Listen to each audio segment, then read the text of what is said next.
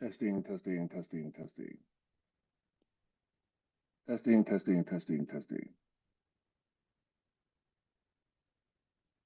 Testing, testing, testing, testing.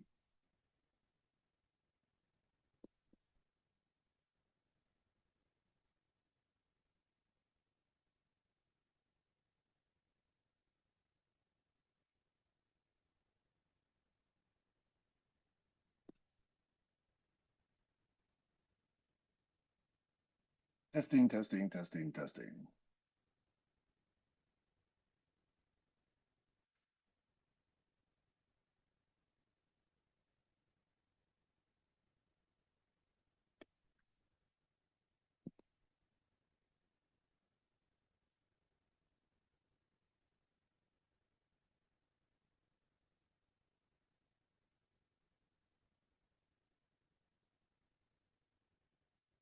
Hey, Jack.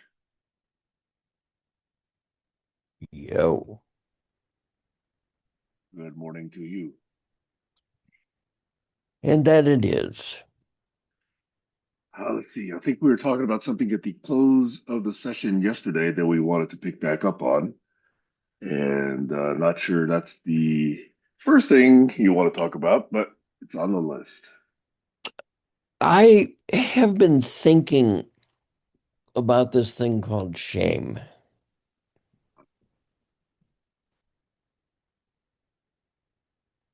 Shame and guilt go together. They do. One of the things that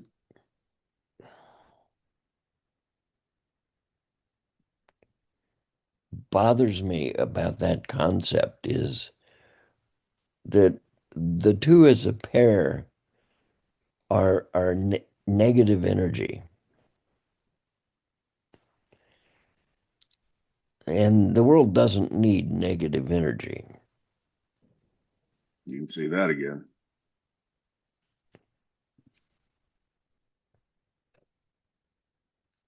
It I can remember once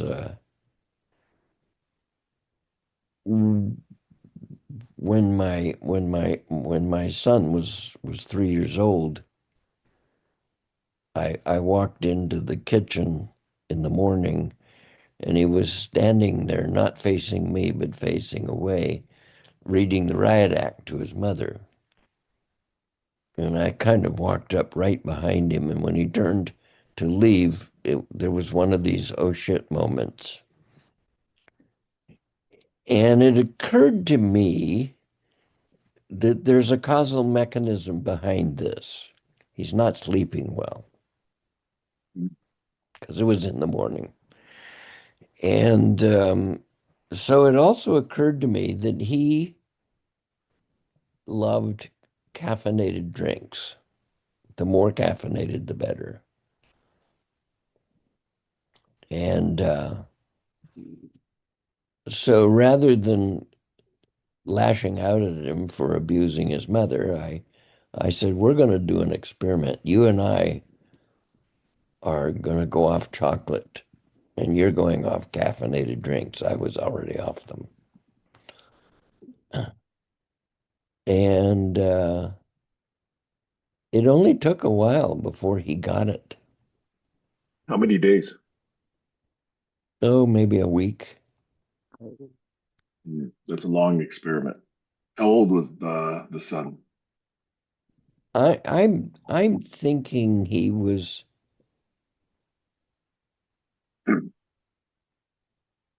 somewhere between 3 and 5, somewhere in there. Interesting. No, actually, he would have been older because he had already built. I got him a radio controlled glider kit for Christmas, and he and the highway patrolman's son built it, and then I would take him to the glider field. And on the way home, that we would stop at a 7-Eleven, and he would always get the most caffeinated drink you could imagine. So he was probably 5 or 6, and and it was to the point where at school They would put a little cup of chocolate candy on their lunch plate, and he would immediately hand it to the next kid over. Excellent. Let's pick up on that. But I wanted to welcome Heiner. Heiner, how goes? Thank you for joining.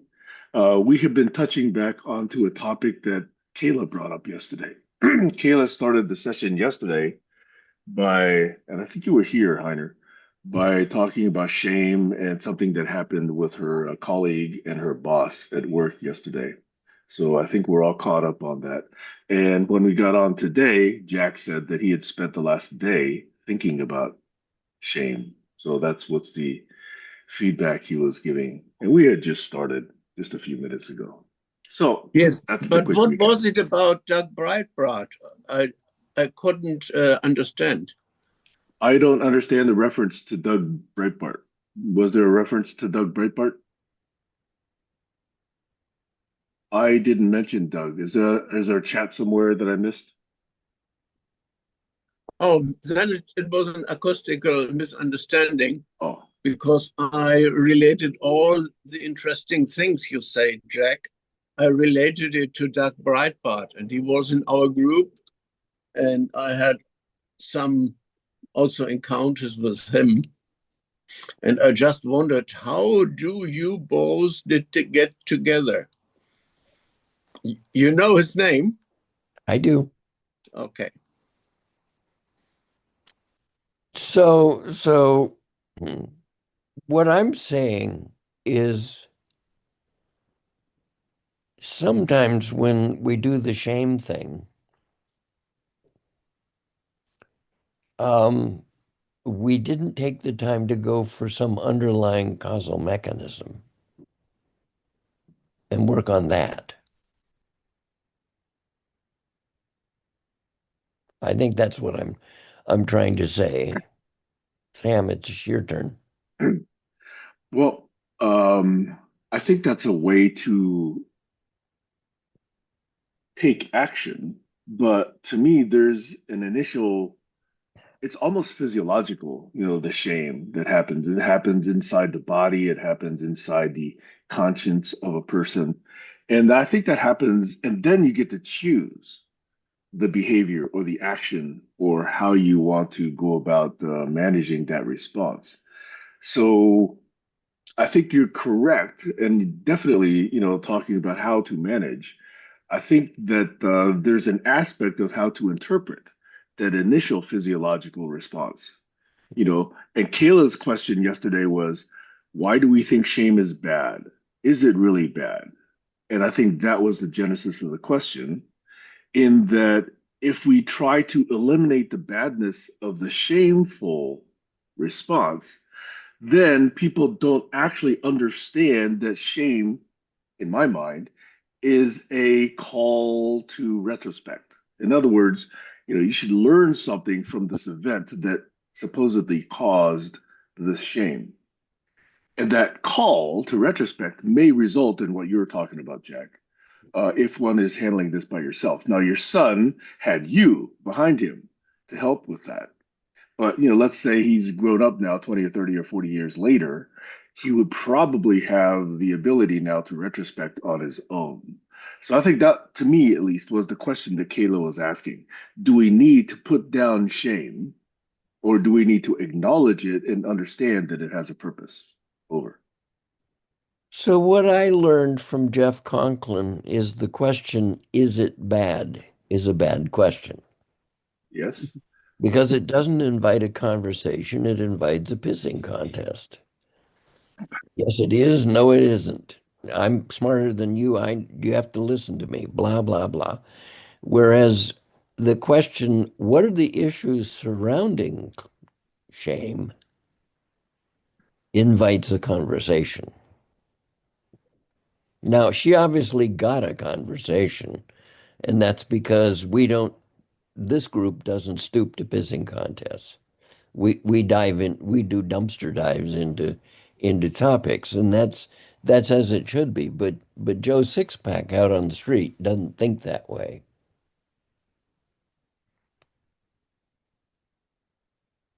And you're right. My son is in his mid-30s, and uh, he's one of the most thoughtful kids you could imagine.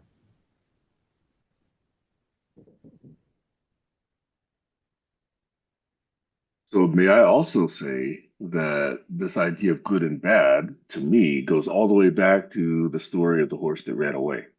Do you get that reference? No. There's a fable or myth or allegory, I don't know the exact English word for it, in Chinese culture about a little villager who had a horse, and he's on a farm and his horse runs away. And all the villagers come to him and say, "Wow, bad news. Your horse ran away. You lost the horse." And the villager says, "We'll see." The very next day, the horse comes back and he's got two or three other horses with him. And the villagers come up to him and say, "Hey, good news. You've got three or four horses now, whereas you thought you lost a horse yesterday." And the villager says, "We'll see." The very next day, one of the wild horses is being tamed by the son, and the horse bucks off his son, and the son breaks a leg. And the villagers all come and say, "Oh, such bad news. Your son broke his leg. What are you going to do?" And the villager says, "Well, we'll see." And the very next day, the army comes by to conscript strong, able bodied young men for the army to go fight. And they took a look at his son and said, "You're a cripple. You're going to be, slowing us down. We can't take you." And so they leave and they leave the son. And so basically, the story is the good or badness is all up here. It's not what's happening in the world, it's just how you think about it. And things can change. So that story has been around for thousands of years. And so I do almost every day remember that. So I don't get too high, too down. I do like to celebrate. I do like to experience joy. But to go to extremes and say, "Oh, what a bad day I'm having," or "Wow, what a fantastic day I'm having," it has to be taken into context. And that's the story of the horse that ran away. Over. That one is a good story. Kayla, you just missed some of the coolest shit on planet. I actually believe Kayla's heard me tell that story before. Uh, Kayla, do you remember me telling the story of the horse that ran away? The what? The horse that ran away? No. But you Oh, don't okay. have to say it. Don't repeat yourself. We're gonna talk again. I know it. So Okay, all right. Anyway, thank you for listening, Heiner and Jack, to that story. I know no, Heiner's probably heard that story. I jump in.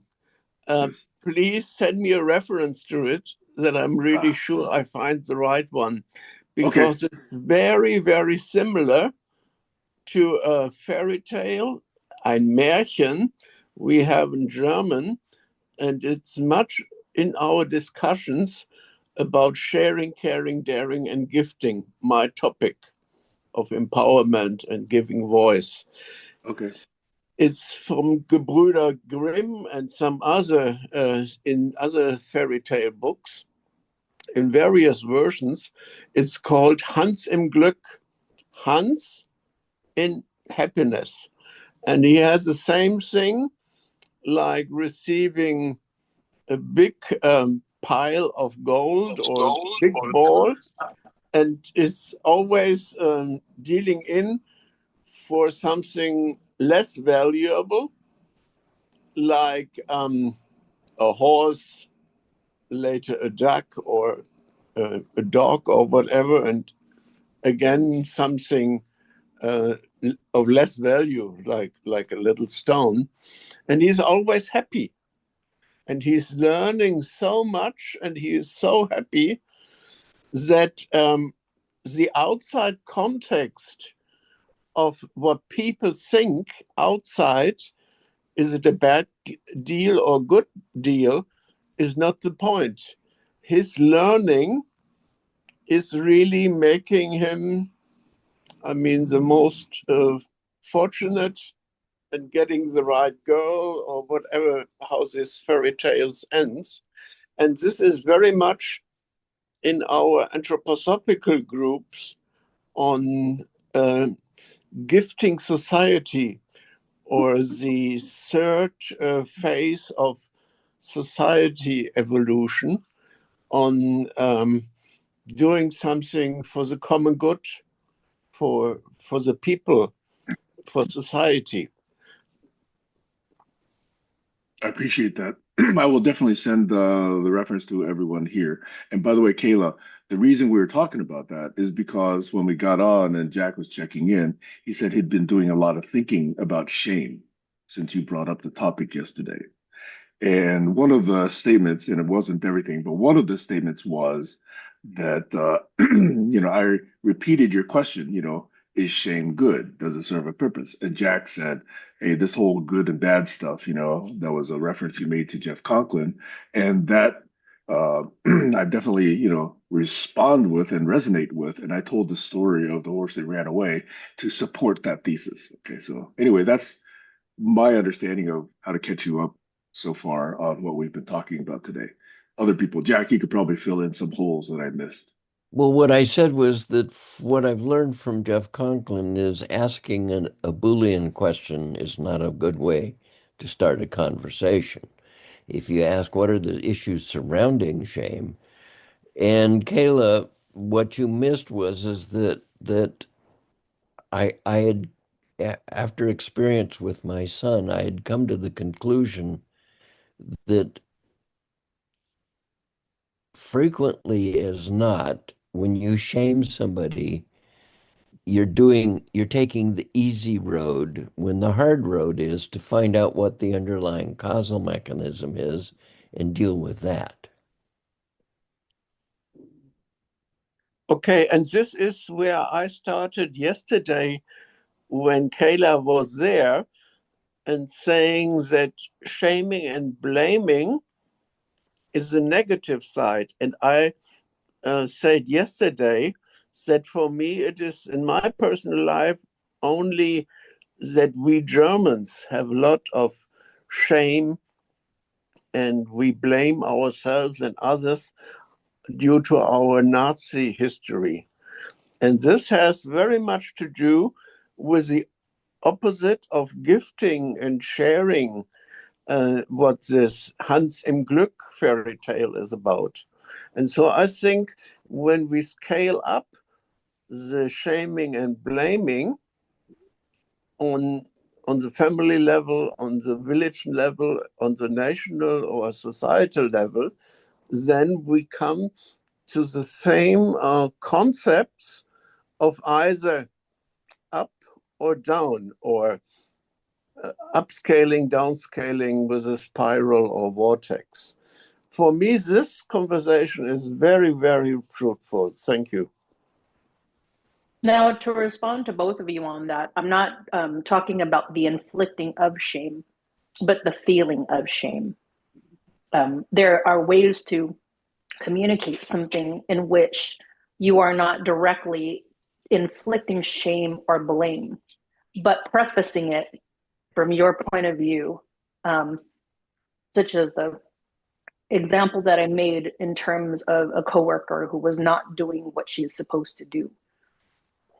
Yes. To take that absence from that person, for a skirt around the issue, and to feel like I want to fix it so that person feels, less pain as possible, is, in my opinion, taking that person's responsibility away from growth.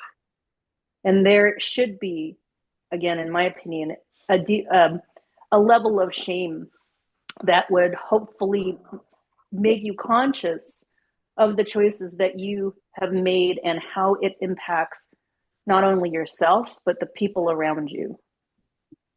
And in that, I feel it's interesting that you mentioned good and bad, right?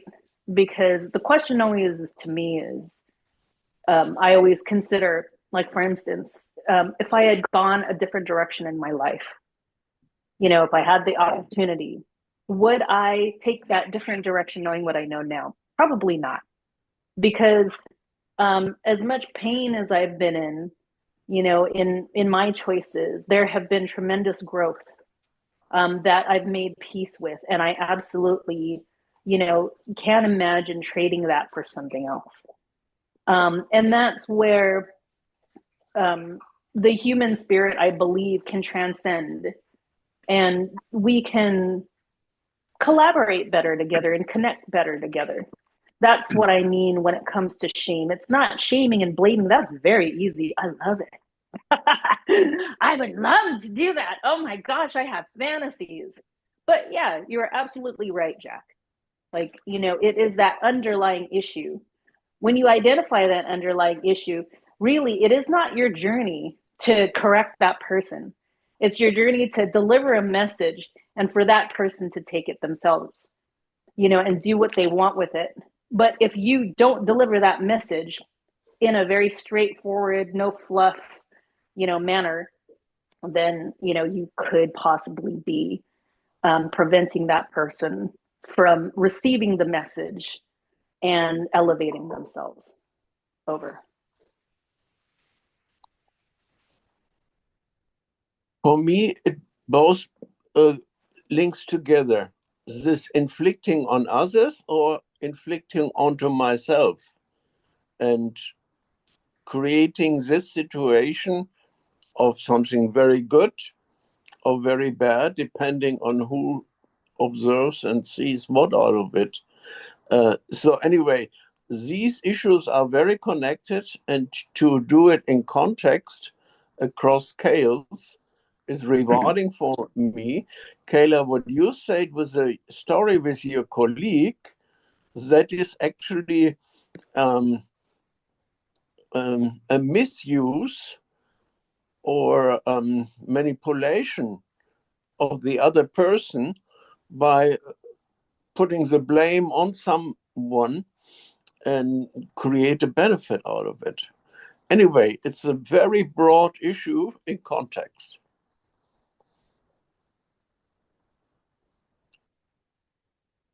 Heiner, how was the blame being manipulation again? Just so I understand.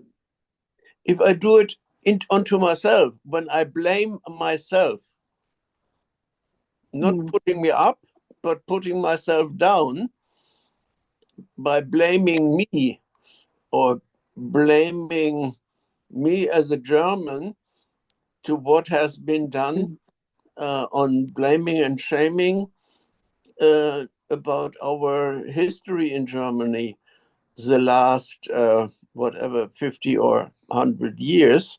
But definitely also other cultures and other nations have a lot of things in their history which could make them reconsider and blame themselves also for allowing that to happen or not stopping it. Yeah. Okay. Thank you for that clarification. I think I have to take an opportunity now to be a little bit petty. Because right now, I do have a lot of blame. I do blame a lot of the idiots in the US for creating a situation that is destroying this country. And I do think, at least for the moment, in my very petty self, that blame is justified.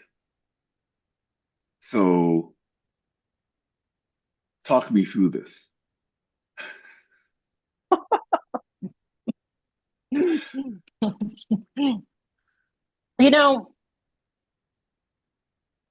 I was reading, I went down this route. I've been like, what is it? Doom scrolling. And I hate that about myself. I need to change it. But I've been reading, all this political crap. And one woman had said, yeah, Trump's a douchebag, but he actually connected with his voters. As retarded as they all, and I'm really sorry I'm saying that's probably not politically correct either. As like uneducated and stupid as some of them may be, but he's still connected. Okay, he's still connected, and that's a beautiful thing, to connect, not the message that was transpired. But I'm kind of in the same boat as you, Sam, but I still feel there's got to be some type of message connection. Scalable, that's the different part. But I do feel like shame, the feeling of shame, the feeling of accountability, you know, and just being vulnerable, and allowing the process of healing and all that stuff, is so necessary. But like, how do you connect to people and get them to a point where they do take accountability, you know? Anyways, that's all I have to say about that.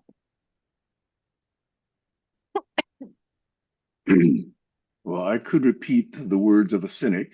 The particular cynic I'm going to refer to is Robert A. Heinlein, very famous science fiction author from decades ago, with a quote that says basically you can appeal to a person's most basic instincts much easier than you can actually appeal to a person's reason, or words to that effect.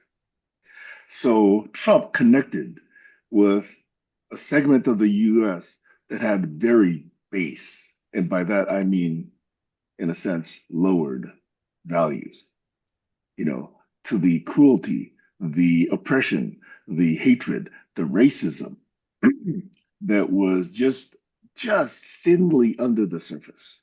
And he allowed that to bubble forth. That was the connection that he made. So that kind of a connection, I don't think is a good thing. I don't think it's good to No, connect with people's I base agree. instincts. Now, if I had 200, let's say I have $350 billion, because at some point, you know, somebody had about $350 billion.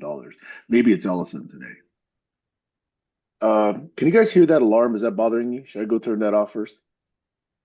I don't hear anything. You don't hear? No. Okay, good. So if I have $350 billion, I could appeal to the whole population of the United States and say, hey, for every one of you guys, let me find a way to give you $1,000, each and every one of you, right? That's about what he could do. And people would say, oh, thank you very much. You know, this keeps me fed, you know, for several months or whatever. He could do that if he wanted to. Notice that no billionaire ever does this. Okay. So they don't make that connection. They're out there trying to get from 350 to 400 to 500 to $700 billion, even though they could do a lot for humanity. So on one aspect, there's people that don't do it. On the other aspect, there's people that do it, but in a very negative, cruelty inflicting way. So that's where I would take exception to this connection being good. I don't think connection is always good. I think connecting with people and reinforcing their cruelty, reinforcing their racism, reinforcing, you know, the lack of reasoning and, you know, lack of exposure to facts, that's not a good thing. And I would rather, you know, focus on the connections that are actually more positive from a social standpoint. Over. I'm I going to turn off completely that agree alarm with now. you. I completely agree with you on that. I think I've said this a long time ago, but I'm all for accountability. And I think that if more people would step up and say, hey, listen, I was messed up for a long time. You know, it's like, I used to tell this to my ex-boyfriend all the time. Like, everybody loves a comeback. You can be like a complete loser and you come back, and it's like suddenly you're touching humanity, and you are resonating with so many people in so many ways that make mistakes, and you're addressing their humanity, and you're addressing your by addressing your own humanity. And that's how I feel about accountability. And that's why I encourage people to feel this way. Like, it's okay to feel shame, you know, especially if what you've done is truly wrong. Of course, you have to atone for it, you know, but to take that accountability and make it public, I think is really important.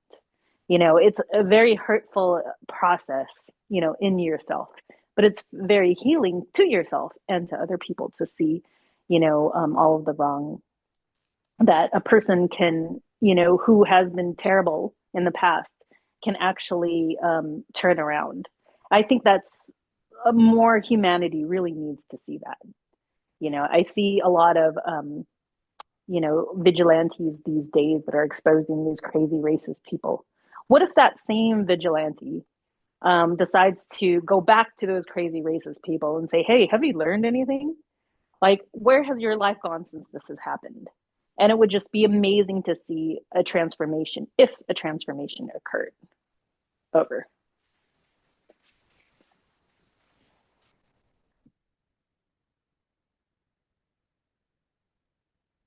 So I will pose a thought experiment, a Gedanken experiment. Let's just imagine a hypothetical world where Donald Trump wakes up one day because he had a visitation from God or whatever overnight. And he goes out in front of a podium and a microphone and says, "Boy, I've made some mistakes. I realized that everything I did was very cruel. I realized that taxes, the tariffs raised the price for everybody on cost of goods. I realize that I've sowed a lot of cruelty. I realize that, I exposed a lot of racism, which unfortunately hurts a lot of ethnic minorities. I'm sorry that, I imposed a Gestapo on the US population that is acting without due diligence and illegally. Let's suppose he did all of that, okay? What percentage or how seriously do you think his support base, the 70 or 75 million people who voted for him, what percentage of them would actually wake up and say, "Oh, thank you for showing me the truth. I now renounce, all this support for cruelty and hatred and racism and, other countries, whatever. And thank you for showing me the truth." What percentage in this Gedanken experiment do you think that would actually appeal to? Over.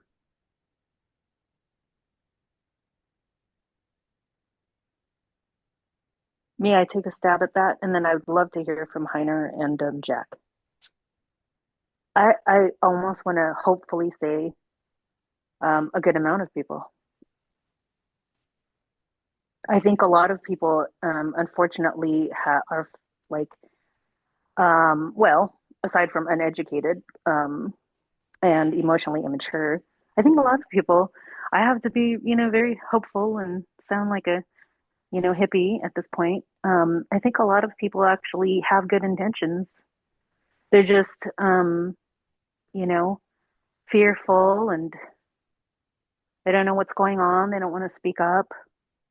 They might have spouses that feel that way, but they don't feel that way.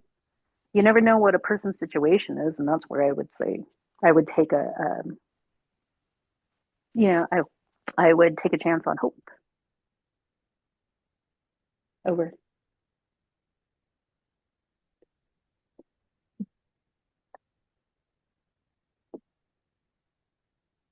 Heiner, Jack?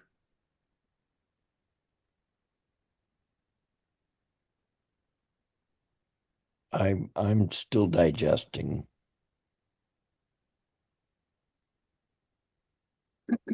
Hmm. You mean that last question or Kayla's statement or breakfast? Well, the gestalt of this conversation.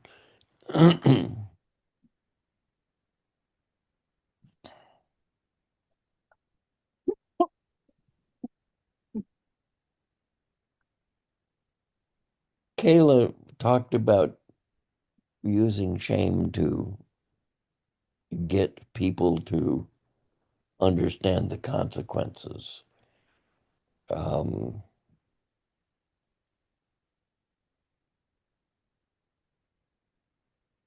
my own experience raising a couple of kids taught me that shame really didn't work. That a conversation would. If a kid said, "I don't want to do X," I would say, "Let's talk about it." But, you know, now I will confess that I played a teasing bit of the shame game with my daughter. She refused to eat tomatoes in any form other than ketchup. And so we're at the dinner table and she wouldn't eat the sliced tomatoes on her plate. And I said, look, I said, if you don't eat your tomatoes, you're not getting the biochemicals you need to prevent prostate cancer. And she went along with it, although grudgingly, until I did it to her when she had reached middle school. And she says, Dad, girls don't have prostates. And I said, no, really? What do they have? And that flustered her. Um, and then a little while later, I said, look, if you don't eat your tomatoes, you're not going to have big titties and go to college. And that one got her to laugh. And it still didn't get her to eat tomatoes. There was no way to get her to eat tomatoes.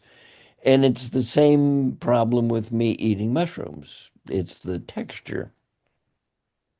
If you chop a mushroom up into a little tiny, little tiny chunk, I won't notice it. But those big sloppy things that look like miniature oak trees, um, I just um, those and there's one other vegetable that my dad said should be used as insulation in the wall, but not food for on the plate. Uh, um, but I played the shame game, but it was usually in a joking manner rather than how dare you do that?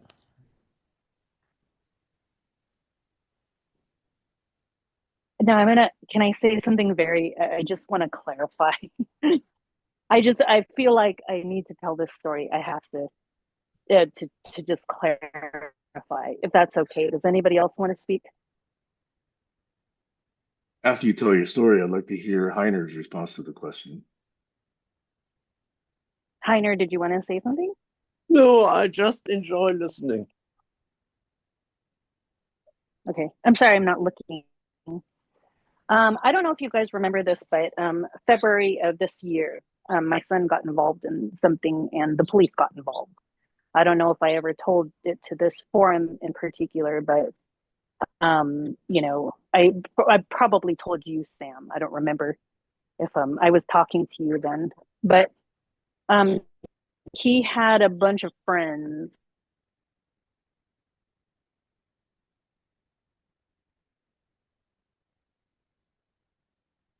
Kayla, you're on mute, unfortunately. I don't know what happened. So All they we ended up, heard was he had a bunch of friends. yes, okay. So they ended up jumping this girl. They conspired to jump this like 12-year-old girl. And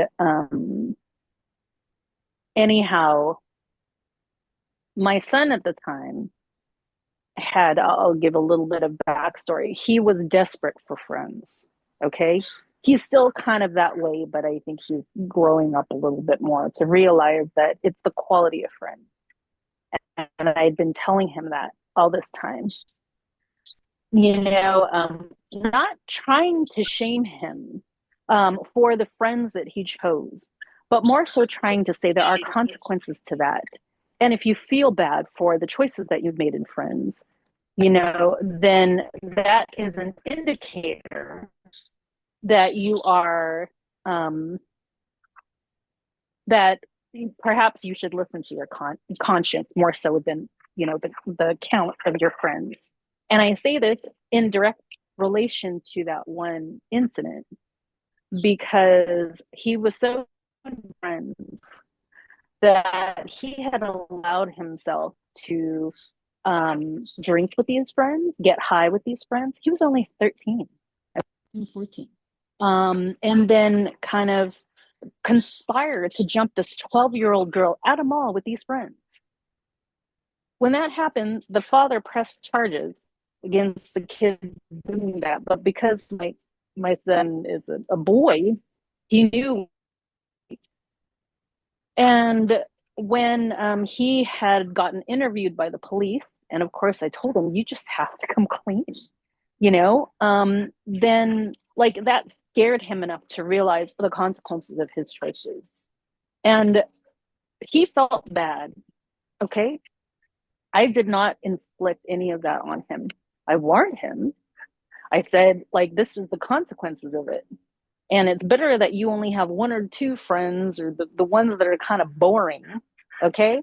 The ones that don't go on Instagram aren't very popular. It's better to hang out with them than hang out with people who would conspire to jump an innocent girl at the mall. So that's what I mean by shame. Not inflicting, or like, obviously, I tell my kids, you have to eat that, okay? And I've tried every which way, but that's what I mean in terms of shame. Now, there are choices, very grave choices that people make, that they don't even allow themselves to feel that guilt and that shame, because they feel like what they're doing is right. And they don't want to feel that shame. You know what I mean?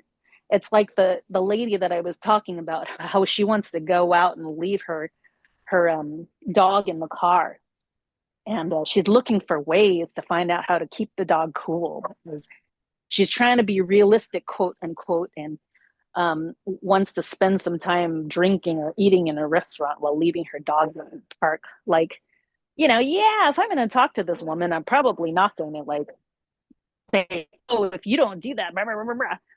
But I will say something that will hopefully inspire that woman to feel some type of shame for what she is about to do. Otherwise, she'll suffer the consequences and hopefully feel that and never do that again. Like the hard lessons that people have to learn. What is so wrong with that? It's in my own journey, I have made some tough lessons, and I've allowed myself to be vulnerable with my children, and I have apologized to them. And you know what? It was hard for like a couple of years, but after that couple of years, I have a fantastic relationship with my children. Over.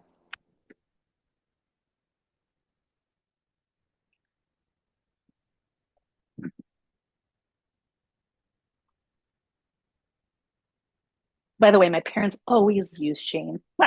And it never Oh, worked. Asian parents are very good at that. So eventually I had to fuck around and find out myself. Quick 5-second aside. I was positively surprised when I found out that Tesla has a dog mode when you park your car. Oh yeah. I heard it shuts off after some time. But I think you can set it so that Oh yeah. as long as the battery lasts, it keeps the air conditioning on for the dogs.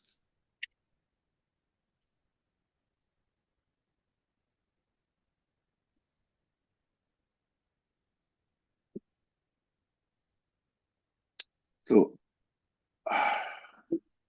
can I answer my own question?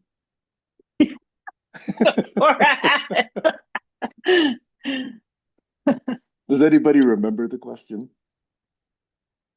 uh I don't, because I just told a very vulnerable story, so I'm sorry, I don't remember. Okay, I'll let it settle first. Oh, do you think Trump's millions of followers, or you Yes, know, that they that might question. they might assassinate his ass, but I think most people, I would like, again, hope that they look within themselves and go, you know what, he is right. I always feel like there's that like tipping point where people are at, where they just need a friend to say like, hey, what I'm doing is wrong. And they're like, yeah, what you're doing is wrong.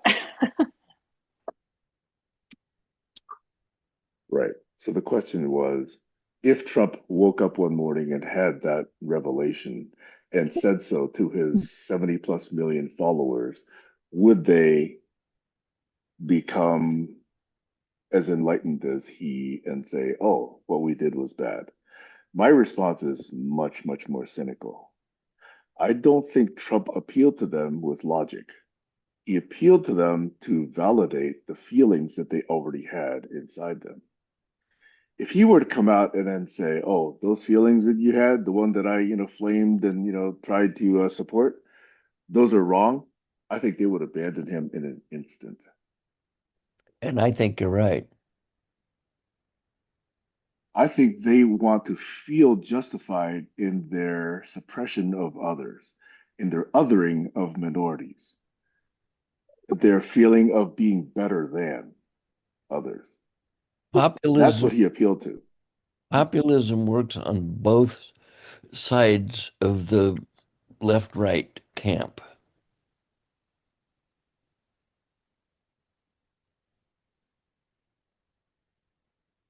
People generate feelings, emotions, small models of the world that don't take much in reality and are very narrow-minded and you just fire those puppies up and you've got yourself a class war. Mhm. And the reason I say this is because all the reasoning that has been put forth to these people, to me, has made not even a detectable dent in their support for Trump. So reasoning doesn't reach them.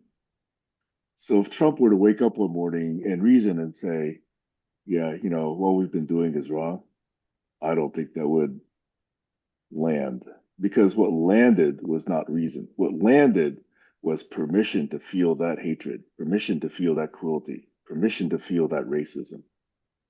That's what landed for them. I wish I was wrong. I hope I am wrong, but that's the way I see it based on the data that I've seen.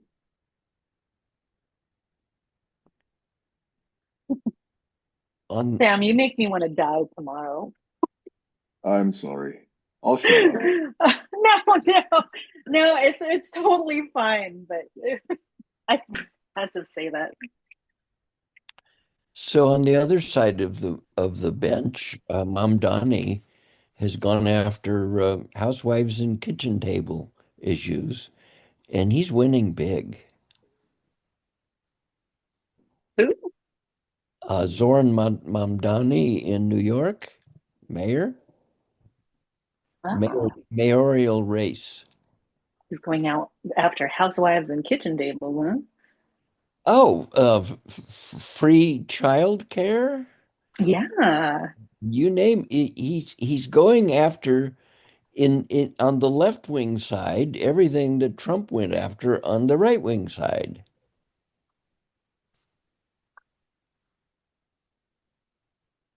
He's playing Trump's game, but with a left wing narrative. that's great. He might be a Bernie bro. I know Bernie supports him. I know AOC supports him, but all the rest of the Dems don't like him. He's too scary. Why is that scary? Oh, because Why? he's not centrist. Oh,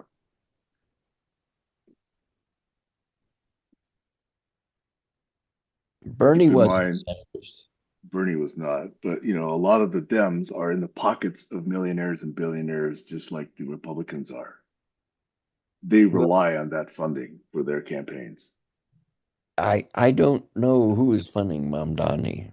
I really don't. Well, that's why people like AOC and Bernie are actually able to say what is true for them and true for me because they're not beholden to their That part is billionaire true. donors. That's exactly right. And kids, I'm going to be leaving in a few minutes. okay. Thanks, Jack. Always good to see Yeah. and hear you. So there was a topic that Sam and I ended on after Kayla left, and I don't even remember what the hell it was. Don't worry, Jack. I do, and it's Oh, also on record. yeah, it was about like the grant writing It was about what your organization wants to do. I think that's what I remember. And then my Oh, kids that, were yeah, swarming me. you were here during that, but after you left, we got into something that had to do with collaborology and Ah, I Building don't networks, connecting with data, more meetings with your tribe, SBIRs and NICRADs. well, so that was Kayla was still around when we did that, but I don't think Kayla was around when you talked about Dana, though. no, I didn't talk about and that's not what you and I agreed we should talk about next. But I derailed that by coming on this morning and saying I'd been thinking about shame. It's not derailed. It's still parked, so we can always revisit it. Okay. somebody commented on my post that she was thinking about that and went on a rabbit hole. And I was like, ooh, maybe I should invite her. Yeah, it would be good to find people who are thinking thoughtfully. Anyway, Jack, thank you for revisiting this topic because I think we did get a little bit more into it than we did yesterday. Well, I'm glad. And it's good to see Heiner pop up again. And I'm sad I make Kayla want to kill herself, so I'm going to shut up now. Sorry. Well, she's just being obtuse. She doesn't. If I wanted to be dramatic. There's a Kayla the melodramatician. Yeah. All right. And you know, Q Barry, who would say, "There's the dramaturgist." Yeah. Ta-ta. All right, Bye. see you later, Jack. Thanks. By the way, Jack did say yesterday he's unlikely to be here next Sunday. I think it is. He's probably going to be here next Saturday, as I remember it. Okay, Heiner, you've been thoughtful or thinking, or perhaps on other topics.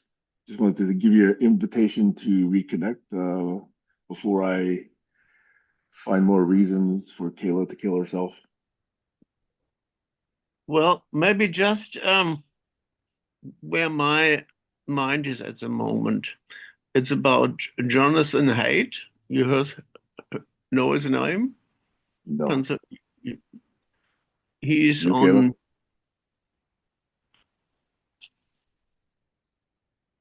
well, I Sorry. will add a link. Uh, he's very much in the discussion how the mind is formed or pushed down through modern media. And there's a very interesting World Science Conference talk about him with him. I send it in the chat in a moment. And maybe this and another issue I have is something for another meeting. I also have to leave now. It is about AI using HRM, hierarchical reasoning models. So it is not a pipeline of tokens the AI is going through, but what primarily Singapore and Chinese AI developments did is this hierarchical reasoning models that you have two spheres of attention, micro and macro, or even a third eye, lateral attention. And so the reasoning is not just checking, but really helping in an interactive process of reasoning. Have you heard about HRM? Heiner, in my view, this is again an old idea that is being brought forth new with a new term. And I don't know if you know, but I was in graduate school at Stanford in AI courses way back before Kayla was born. So a lot of the same ideas are popping up again today with machine learning and big data.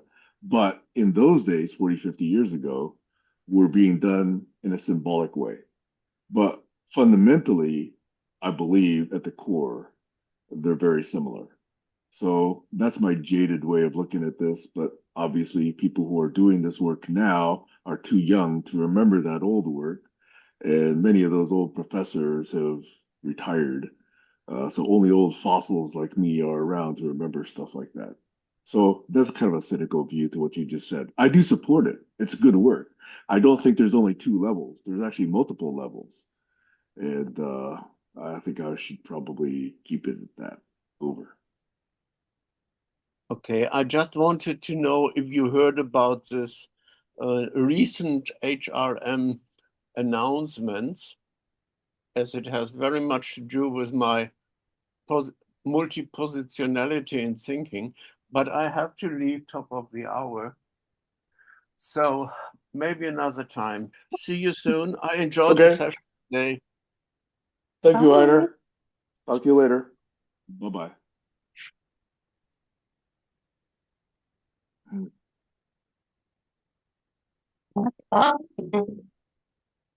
Hey, Kayla, your audio seems to be very pixelated. Oh Is your no. is your are your earbuds low on battery? They might be, but Or you can might you be hear far me? from your phone. Yeah, Oh now it's yeah. better. Yeah. I was I was getting Halloween decorations. Remember I said I wanted to decorate? Yes, yes, I'm yes. Yeah, I decorating think it's now. better now because I remember when you were responding to Jack or Heiner maybe a couple minutes ago, it seemed very pixelated from an audio standpoint. Oh, so they didn't hear anything I said? I think we could make it out, but it wasn't clean. Oh, was it during my story? It may have been. I don't recall. I didn't want to interrupt it. Boo! I didn't want to interrupt you when you were talking about the story, but I was noticing that your audio was not as good as it usually is. Oh, that was an important story too, so that sucks. But I that's think okay. the gist of it came across. If it had really Yeah. not come across, I would have interrupted you. But I think, the message did still come through. Yeah, I just didn't want people to think that I'm all for inflicting shame. That's not what I'm saying. I'm No, no, saying no. it's okay for, Nobody got that impression. No. yeah. Yeah. Well, I felt like Jack might have gotten that impression. Like, Yeah. no, I don't know how you parent, but that's not how I parent. Well, at least I try not to. Well, I have to confess, I actually did different things with my son and my daughter, and it's probably worse with my older daughter.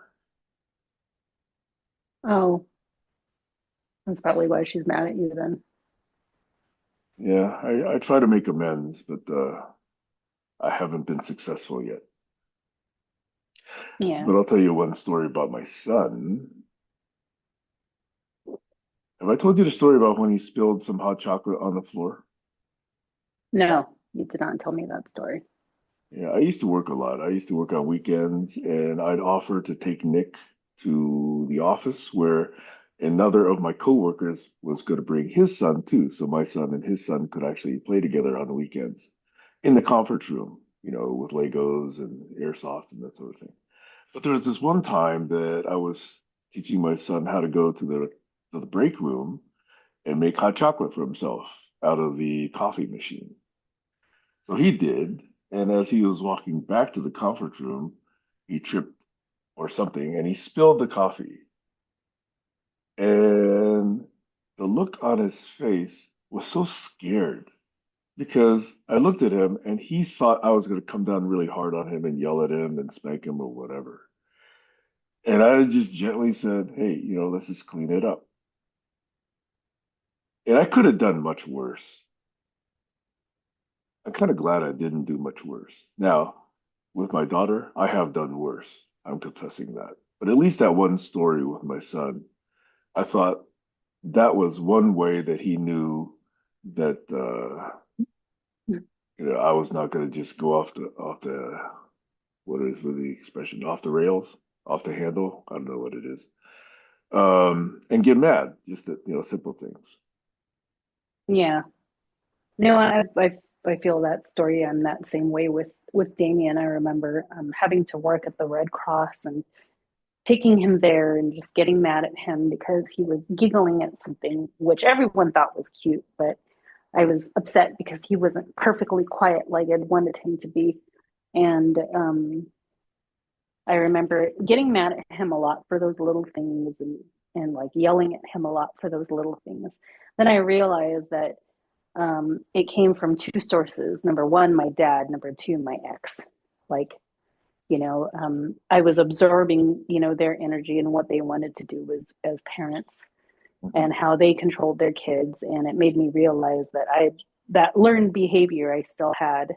And obviously, I'm not blaming them or anything. It's just where the source of the energy came from. And I had to ask myself, how do I want to parent from this point forward? And so that's where I still hold that shame, unfortunately. And I have to learn how to let that go because that's not how I am now.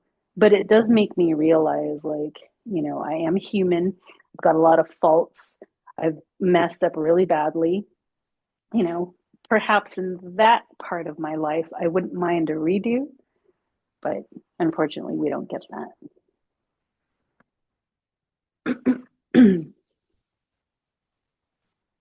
It does And remind that me. Okay, go ahead. Sorry. Oh no, I'll just finish with that is those are the type of stories, those are the type of things that I hope would be a little bit more visible so people can catch themselves before they make that mistake. Mhm. Okay, go ahead.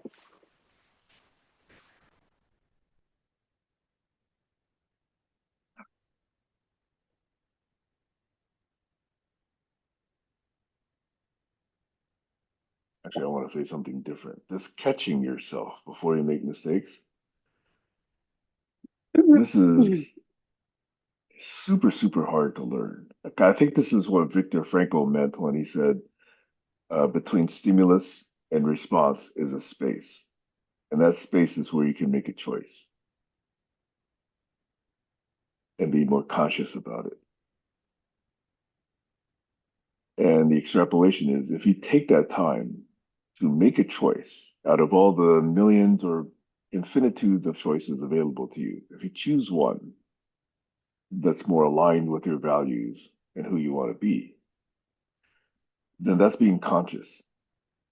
If you don't take that time, to me, that's being unconscious and therefore reverting back to your old default patterns. Yeah, that's a part of humanity that I hope one day we can be really in tune with as, you know, as a whole. I think it would really elevate our society in ways that we can't even imagine right now. Is to at least have that level of consciousness. So much so. This is why I And really support. Yeah, go ahead. no, you really support, go for it. Now it's me who's interrupting. No, we both have this delay, between signals. So I have to wait a few seconds. May I? No. You may. This is Age why I before think. beauty. Just kidding. No, wait a minute. Sorry, I'm so No, sorry. I don't no. know what's wrong with me this week. You got me on both fronts because I'm both old and ugly. Shut up. Okay, go Okay, ahead. so this is why I support what the Dalai Lama has been saying for decades, which is that the world would change in a generation if we just taught third graders, 8-year-olds, how to meditate every day. That meditation will introduce that consciousness between stimulus and response. And he is so right. Yeah.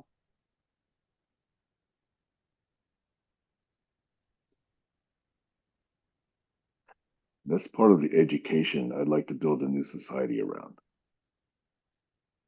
Meditation is part of that education.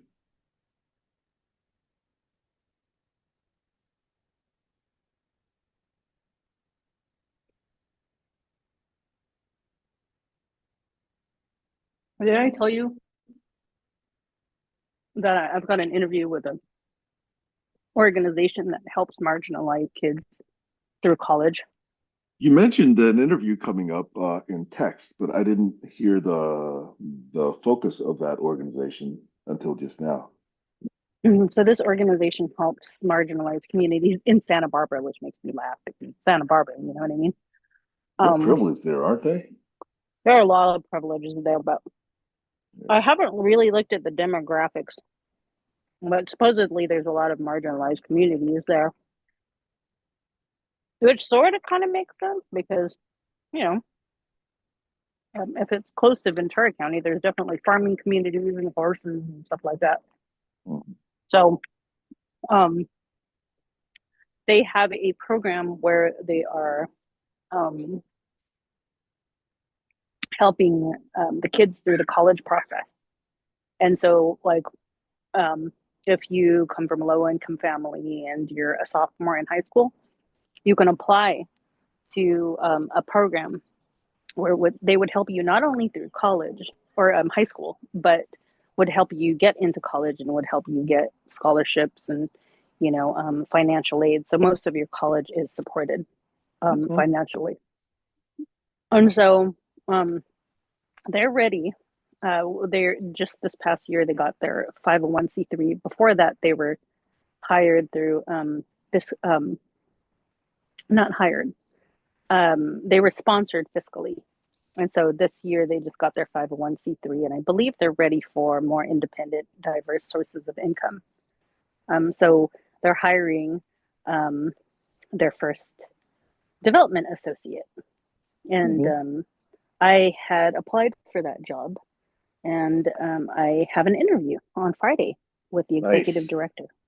She is buying Congrats. me coffee. um, Now I'm curious. Uh-oh, I may have to pause for a second. No, I know I won't. Um, I'm curious, you know, of several things, but also been thinking about like what's a good fundraising opportunity, what's a good point of entry. And it makes me excited because this is around education and it's around education in the collegiate level. And, you know, aside from putting together events, of course, with keynote speakers that are inspiring, what can we influence this next generation um, to what can we give them that a similar organization cannot give them, that would generate interest and investment into this organization. So that's one of the things that I've been thinking of. So it's interesting that you bring that, you know, because that is um, a really good dream you have with this next world and education and reforming education, you know. So I'd like for us, if possible, to collaborate to bring that to reality. yeah, you want me to get this job? I mean, we could start as, as opportunity presents itself, Mm-hmm. and then sort of, learn how to navigate more and more opportunities and find others who align and resonate. But I Yeah. do think that it's so clear that education has been so poor that the US population is clearly showing the effects of it. And I Yeah. do have to say that other countries who place a lot of value on education, like Finland, Japan, China, Taiwan, Germany, others, possibly Vietnam, others, there's probably many that I'm not naming, but those are the ones that come to mind as having a very good reputation for emphasizing education. And it's so clear the difference in their citizenry and how they Mm-hmm. treat each other and how they invest in infrastructure and how they structure their education system and how well the country works. And it's just so clear. Whereas when you don't have that, you enable corruption, you enable lies and false news and propaganda and book burning and hatred and cruelty and just no appreciation for history. You know, as I get older, I have more and more growing appreciation for sociology and history. I used to be, hard sciences all the way, but the rest of it needs to be there to round out our understanding of how the world works. Yeah, yeah, I agree with you. Maybe that's an angle. They ask, what comes first, the chicken or the egg? Yeah. Just because I feel like it's very difficult in my current organization to help the families with mental health. It is so difficult at this point. Um, I see so many challenges in it. It's very disheartening. Yeah. And I feel kind of bad for considering abandoning that. But at the same time, you can help, the community on a different angle if you're not helping directly, on the anyways, I'm kind of losing my thoughts here. I don't Well, want them to get jumbled. I still struggle with understanding mental health because for decades I was brought up thinking, you know, mental health is all just made up. You should just be able to just decide to do the right thing and then do the right thing. And now I find myself exhibiting a lot of the mental unhealthiness that I've Yeah, never recognized when I was young. yeah, absolutely. Because, in a lot of Asian cultures, and this is the way perhaps I was raised up, you never acknowledge things like mental health. You weren't allowed to acknowledge mental health. Or we just lived with it as a condition. It's like, oh, that person's just, Exactly. You don't even talk about it. weird. Yeah. You're supposed to suck it up and just do the right thing or do as you're told. But, they'll talk about being depressed. They'll talk about trauma. You're not supposed to. Just getting to the root of all of that too is so difficult. It is. There's so many factors in it. Um, of just generational trauma. There's biology. There's like Yeah. so many factors in the outcome of mental health. And I've just been reading about this one. She's in high school. This one high school kid had found had linked, I guess, the brains of suicidal people. I don't know who posted this, but she studied like the brains of suicidal people versus the brains of healthy people and found like a commonality, some type of protein, some type of something in their brains, that was um, different than the ones that were normal. And so now it's kind of a breakthrough because it's like, wow, is this something that they can, sort of catch in somebody before they attempt to commit suicide? That's So fascinating. Oh, it sounds reasonable, but I've not heard about this before. yeah. Let's see where I could find it. I've been doom scrolling and it's terrible because I've been telling my kids, don't do that. It's bad for you. And here I am doing the same thing that I'm telling them not to do. So I found it in one of my doom scrolling things. Okay, so I'm asking perplexity, and it says the brains of suicide victims, what has been found? And it says structural brain changes, reduced cortical volume and thickness, altered brain morphology, subcortical findings, have been observed in the hypothalamus, amygdala, hippocampus, caudate. This is very general. Neurochemical and receptor abnormalities. Serotonergic system. Postmortem studies have shown decreased serotonin transporter sites, altered serotonin receptor levels. Opioids is, oh, geez, increased densities of mu opioid receptors and decreased delta opioid receptors. Wow, that's worth looking Oh, into. that's Other very general. neuroproteins, yeah. No, there's Functional nothing about brain proteins. alterations, connectivity disruptions, abnormal connectivity. Yeah, nothing here about proteins yet. Yeah, Not you in might want to just this. Google it. High school Okay. kid, like high school student. I don't know. Let's see. High school suicide victims? No, High school high age? school. A high school student breakthrough suicide victims. I don't know. Let me see. I'm outside with the dog, so I can't really Okay. look things up right now. Okay. All right. Trying to I never go to Google anymore. I trust, these bots and AI things to go to Google and find out. So I just ask these bots. That's so funny But you this guys went. one, You're in yes. perplexity. I just can't seem to go out. But go ahead. Well, perplexity is just one of them. You can go to many others. I actually think perplexity is probably decreasing in its fairness. I think it's taking more and more of a biased view. I can't prove it, but let's see. Safety alternatives for teens and youth, 10 to 17. Oh, a protein biomarker in brain tissue samples of individuals. Biomarker related to inflammatory cytokines could help identify genetic vulnerabilities and may assist in future suicide prevention diagnostics. And it gives me a link. So yeah, there is a link here. Let me go find out what's in that link. Let's see. Serious suicidal thoughts and suicide attempts among teenagers have been declining in recent years. Really?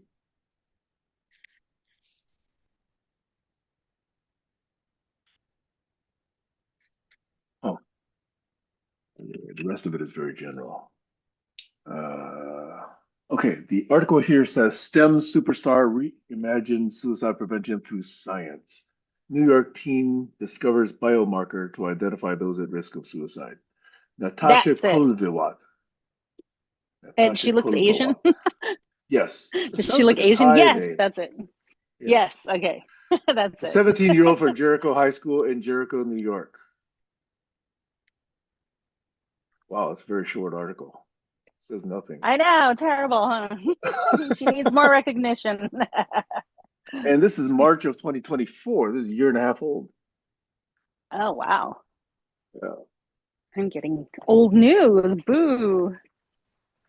Well, hopefully we can find more, but at least Perplexity did not find it. I know. See, Ay, that's the ay, ay. news that I love finding, Yeah, not the ones that make me want to kill commit yourself. suicide. Are we going to look for this There's biomarker in your brain? plenty. Yeah, exactly. If that ever happens, you can look for the biomarker. I don't ever want to be accused of putting biomarkers in your brain. Oh my gosh. A new hobby of mine. I go around opening people's skulls and introducing biomarkers.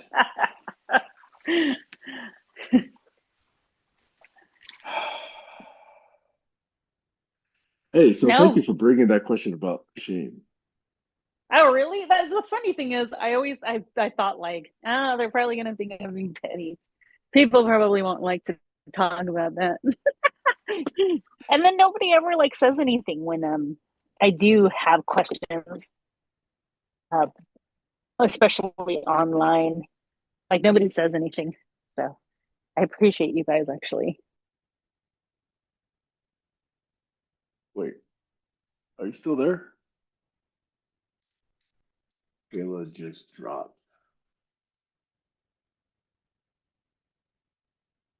Kayla just dropped. Let's see if Kayla reconnects.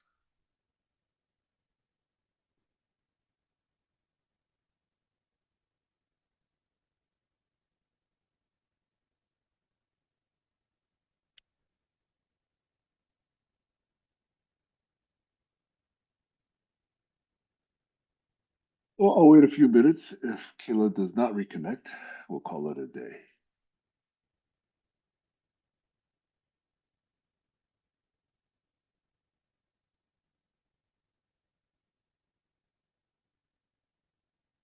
Ah, you're back. Sorry. I was carrying something and it hit I was going on and then it hit the button. I was like, oh shit. Oh well. Yeah, I don't remember exactly what you were saying, but you've been gone for like 30 or 40 seconds. Yeah. It wasn't important. I don't even remember what I was saying too.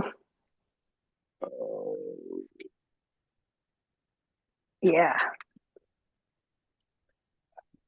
oh, I was thanking you about bringing up the shame topic, and you were talking about how little response you get when you post it on Facebook, but that you kind of appreciated at least, some responses and feedback in this particular forum. That's Yeah, what I recall. I do. I do appreciate when you guys um actually enjoy that topic. Well, I actually do think that it is very important in my own view that we do consider the cultural and sociological and psychological effects on collaborology because we spent quite a long time talking about the hardcore scientific, model-based reasoning, logical, mathematical, with Barry, and that probably was a bit boring for you and Stacy. But I think the cultural issues, I think, brings more people to the forum. At least you're still here. I don't know if Stacy's had enough. Feels like she's had enough. She's been gone for a couple of months now. Yeah, she's not a part of our group chats anymore either. I've noticed that. Oh, she left it? Interesting. I think so. I did not notice. Let me just double check that. GCC or CSG. And do you think perhaps maybe it was because when she asked me whether I trusted her that I said no I would or hope something like not. that? I hope Because not. the timing suggests that that was probably causal. And I explained exactly why. Yeah, I don't know if you remember that. of course. I was Yeah, being very careful too. yeah. So let me see, Stacy. I'm looking at GC. Yeah, the Stacy is still in the GCC chat group. No, she's in the Collaborology Study Group Regulars group. Let me see if she's in Oh, the okay. GCC one. I remember. I think there were two Collaborology ones. Okay, so CSG, and this is now CCC, Barn Raising Foundation, Laying Regulars. Yeah, Stacy's there too. Okay, so she's in both of those groups. Okay. So she is not left of those. Oh, good. Yeah. And in fact, after she left, she and I have had maybe a small handful of texts. Nothing super major, Yeah. but I don't know. She has taken a break before and then re-engaged. I'm wondering whether Yeah. that's what happened now. I But I know. do feel that, me answering that question the way I did may have had something to do with it. I don't think so. Now that I keep thinking about it, I don't think so. Really? I think maybe Okay. she's just taking a break. Because I've taken a break too, Yeah. for personal reasons, nothing related to anybody in the group. Mhm. So, Hey, can I change the subject a little bit? of course. Have you found any reason, or have any of your friends found a reason? I'm talking on a very specific personal basis for myself here, okay? Um, do you have acquaintance with Al-Anon? Um, have my friends been in Al-Anon? Are you asking? Is that what you're Have asking? you gone or have your friends gone? Do you know how they work?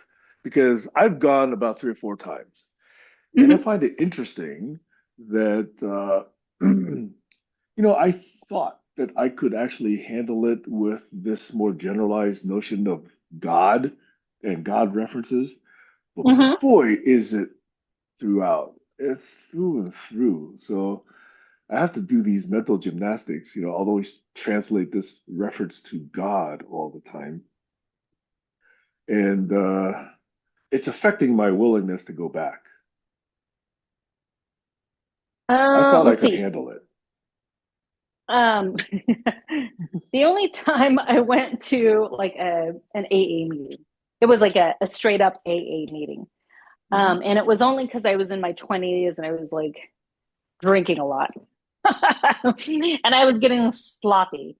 Okay. I was like throwing up and, um, on the sidewalk and, you know, on some guy's bed. So I felt very bad for myself and wondered if I had a problem. So I went to this meeting. And, anyways, I did find it to be a bit religious. And then I realized that the people who frequented these meetings um, were um, were very bad. In fact, they were truly alcoholics or drug addicts. And I was like, yeah, no, I'm good. So I think, I don't know. If you're asking me for personal experience, then I have none to give. But I do believe that not everything general is for everybody. And if you don't want to go, I would encourage you not to. And I would encourage you to find another way to cope with it.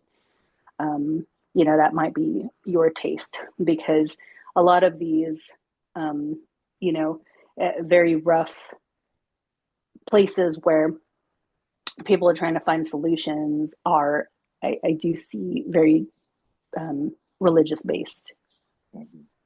It's just an easy old um, formula for Mhm. people to better their lives Mhm. or their I, situation without having to go to a mental health provider. mhm. Yeah, I guess a lot of the reason they're successful is they're everywhere and they don't charge a lot of money. They actually ask for donations, but they don't charge up front. Mm-hmm. So people who really do need some help can find it there. You know, I find myself want to go, but not really. Yeah. I mean, I know it's a good thing. I know it's helped a lot of people, but this constant reference to God to me is, uh, you know, imagine in my mind, it's building a foundation, a house on a very soft foundation, not a solid foundation. Yeah. No, yeah, you can build a house and it'll probably stand for a while and it'll probably do its job for a while. Right. But to me, why not have a more solid foundation? Yeah, I know. Because nobody wants to build that house by themselves because That's it's true. It's difficult. hard. It is. Nobody has that blueprint on their own, right? No, or those skills. Yeah. Yeah. And it's a three pig story.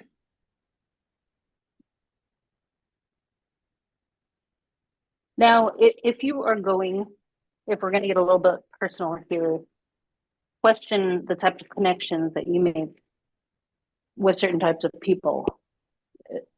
Hello? Yeah, I'm still here. Oh, okay. I heard this click.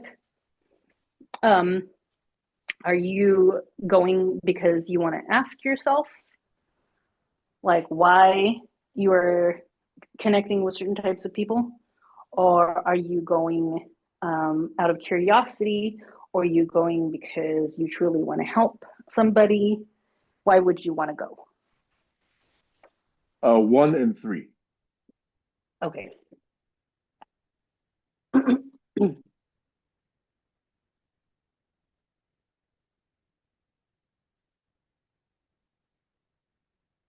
And I also very curious. Uh, okay, so maybe two applies as well. So maybe it's one, two, and three. The two part of it is that I wanted to see how these 12 steps really work. And I could see how they work. But again, that foundation is what I have trouble with. I can see Yeah. that if you don't question the foundation, if you don't question this God aspect, it can all be fine. And so I give him credit for that. Yeah. But once you start questioning this God aspect, you could very easily replace it, but maybe people won't relate to it as much. That's so funny because that kind of makes me think of like dating apps like Tinder and stuff like that. Oh, Um, really? yeah. I'll make a connection, if you will, or a correlation with that. But um, so I always question like, why am I attracted to a certain type of person? Why do I, even if I don't want that type of a person in my life, why do they come to me?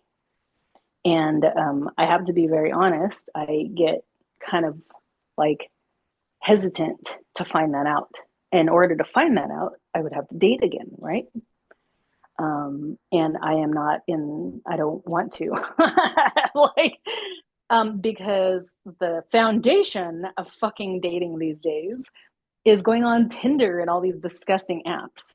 And I just find that to be, I'm not quite there yet. And I don't know why it seems like the only thing that's acceptable. Um, and so it's almost like, I don't know if I'm going to find my answer. Does that make sense? Well, I have two questions then. One is it true that you have to go on dates in order to really, learn about this? Because to me, that's a big assumption. I think you can still learn about it because you have a big, you know, knowledge base, a memory base that you could actually draw from and analyze. So that's my first question. The second question is, would therapy not be also an available avenue? I thought that was kind of what therapy was for. Or maybe there's something distasteful about therapy in your mind. Over. Now, can I ask you a follow-up question? Okay. Can you say the same thing to yourself? Okay. Do I need therapy? Yes, I do. Do I have Or can you enough ask knowledge base? yourself?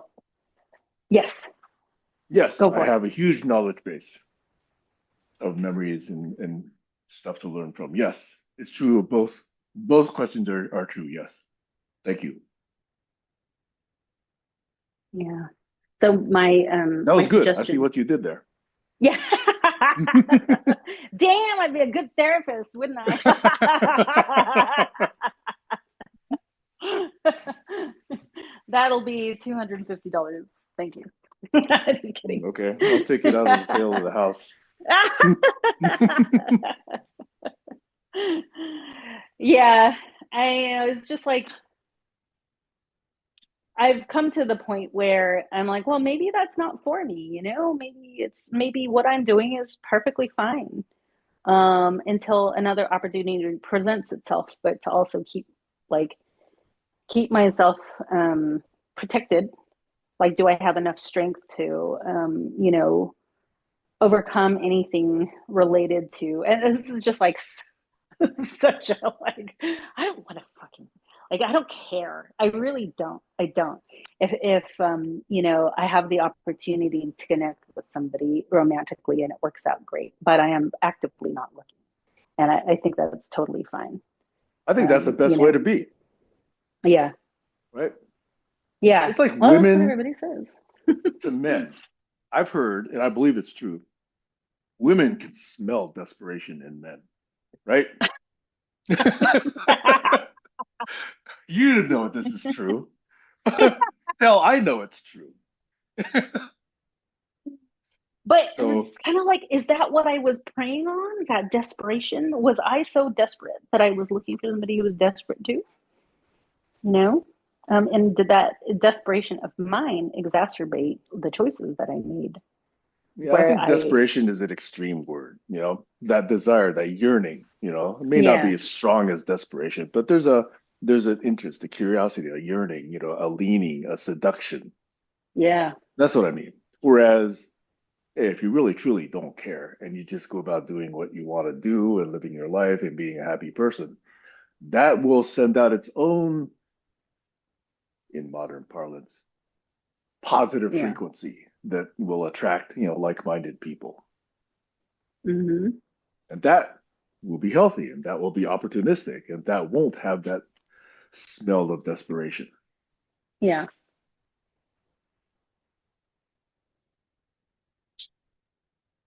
You That's the know, way I see it. I don't care if we stay on this topic, but it's going to get funny. Anybody who, watches this, if anybody does, is going to probably. So, do you Don't want worry, to stay nobody on this? watches this.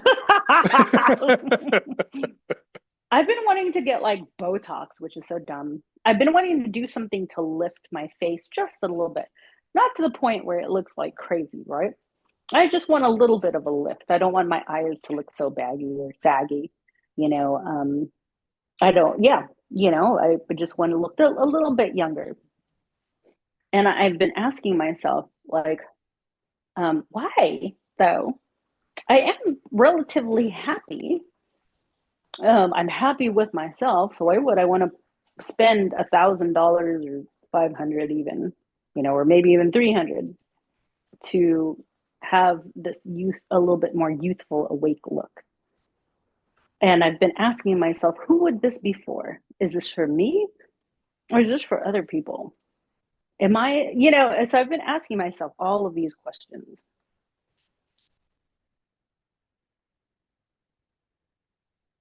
They're very shallow questions, but I do ask myself lots of questions, and I take some time to just like go through life trying to think about, like, okay, is this going to be a decision that's going to be an impulsive decision if I, have the extra funds to, or is this going to be an intentional decision? If it is an intentional decision, why do I want to do this?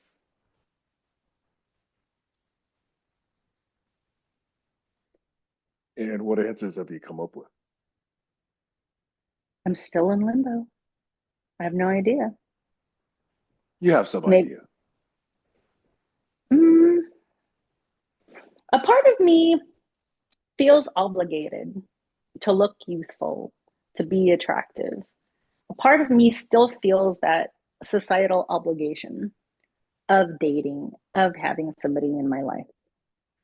But a part of me also says, you haven't had it for some time and you're quite happy. Like, why? You know, another part of me also says, plenty of people tell you you're beautiful. You're beautiful. Just work on that. It's cheaper, it's better, Mhm. it's more organic. You want to be around people that feel that way about you, instead of trying to make the majority of people feel that way. And so I'm in this world where people will like consciously, um, we say to each other and one another and even to ourselves that you have to work on yourself, right, before you can um, be available to somebody else.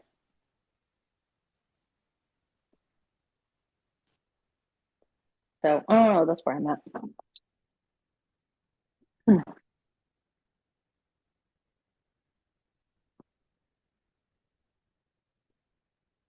Do you think that is in line with consciousness and education? Very much so. No, very much Yeah. so. I Okay. think the more you feel there's a lack in you, the easier it is to be manipulated by someone else. Because Yeah. all of marketing says, here's a problem with you.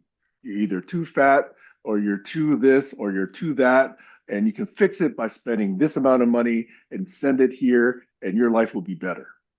That is what capitalism has taught us, is to just prey on people's fears and lacks. I saw a nice little Banksy post today.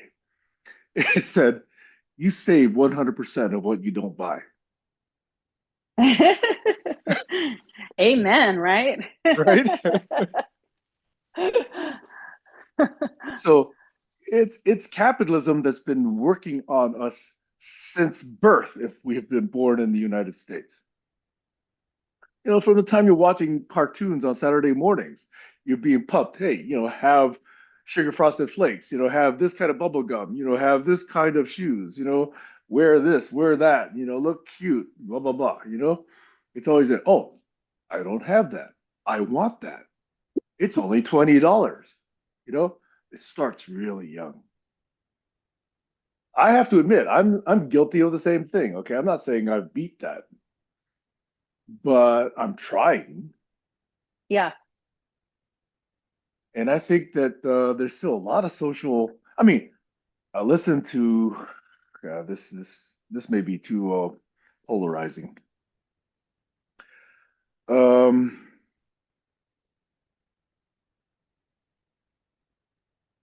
and I know you've said this, so I hope you don't feel that this is an attack. But when women say, "I get made up because I'm doing it for me," or "I get dressed up because I'm doing it for me," my question Hmm. is, really? Because those days that you stay at home, do you still do that? Yeah, If you don't ever exactly. go out, you know? Exactly. So Those are the, yeah, it's, that's probably it when you were saying, do you have some idea? Maybe I do have an idea and I'm just in denial, you know? so I'm sorry if that triggered any part of, No, no, I'm something, but glad that you said that because it's, it's true. I hear a And lot of so, women say that. A lot of women say that.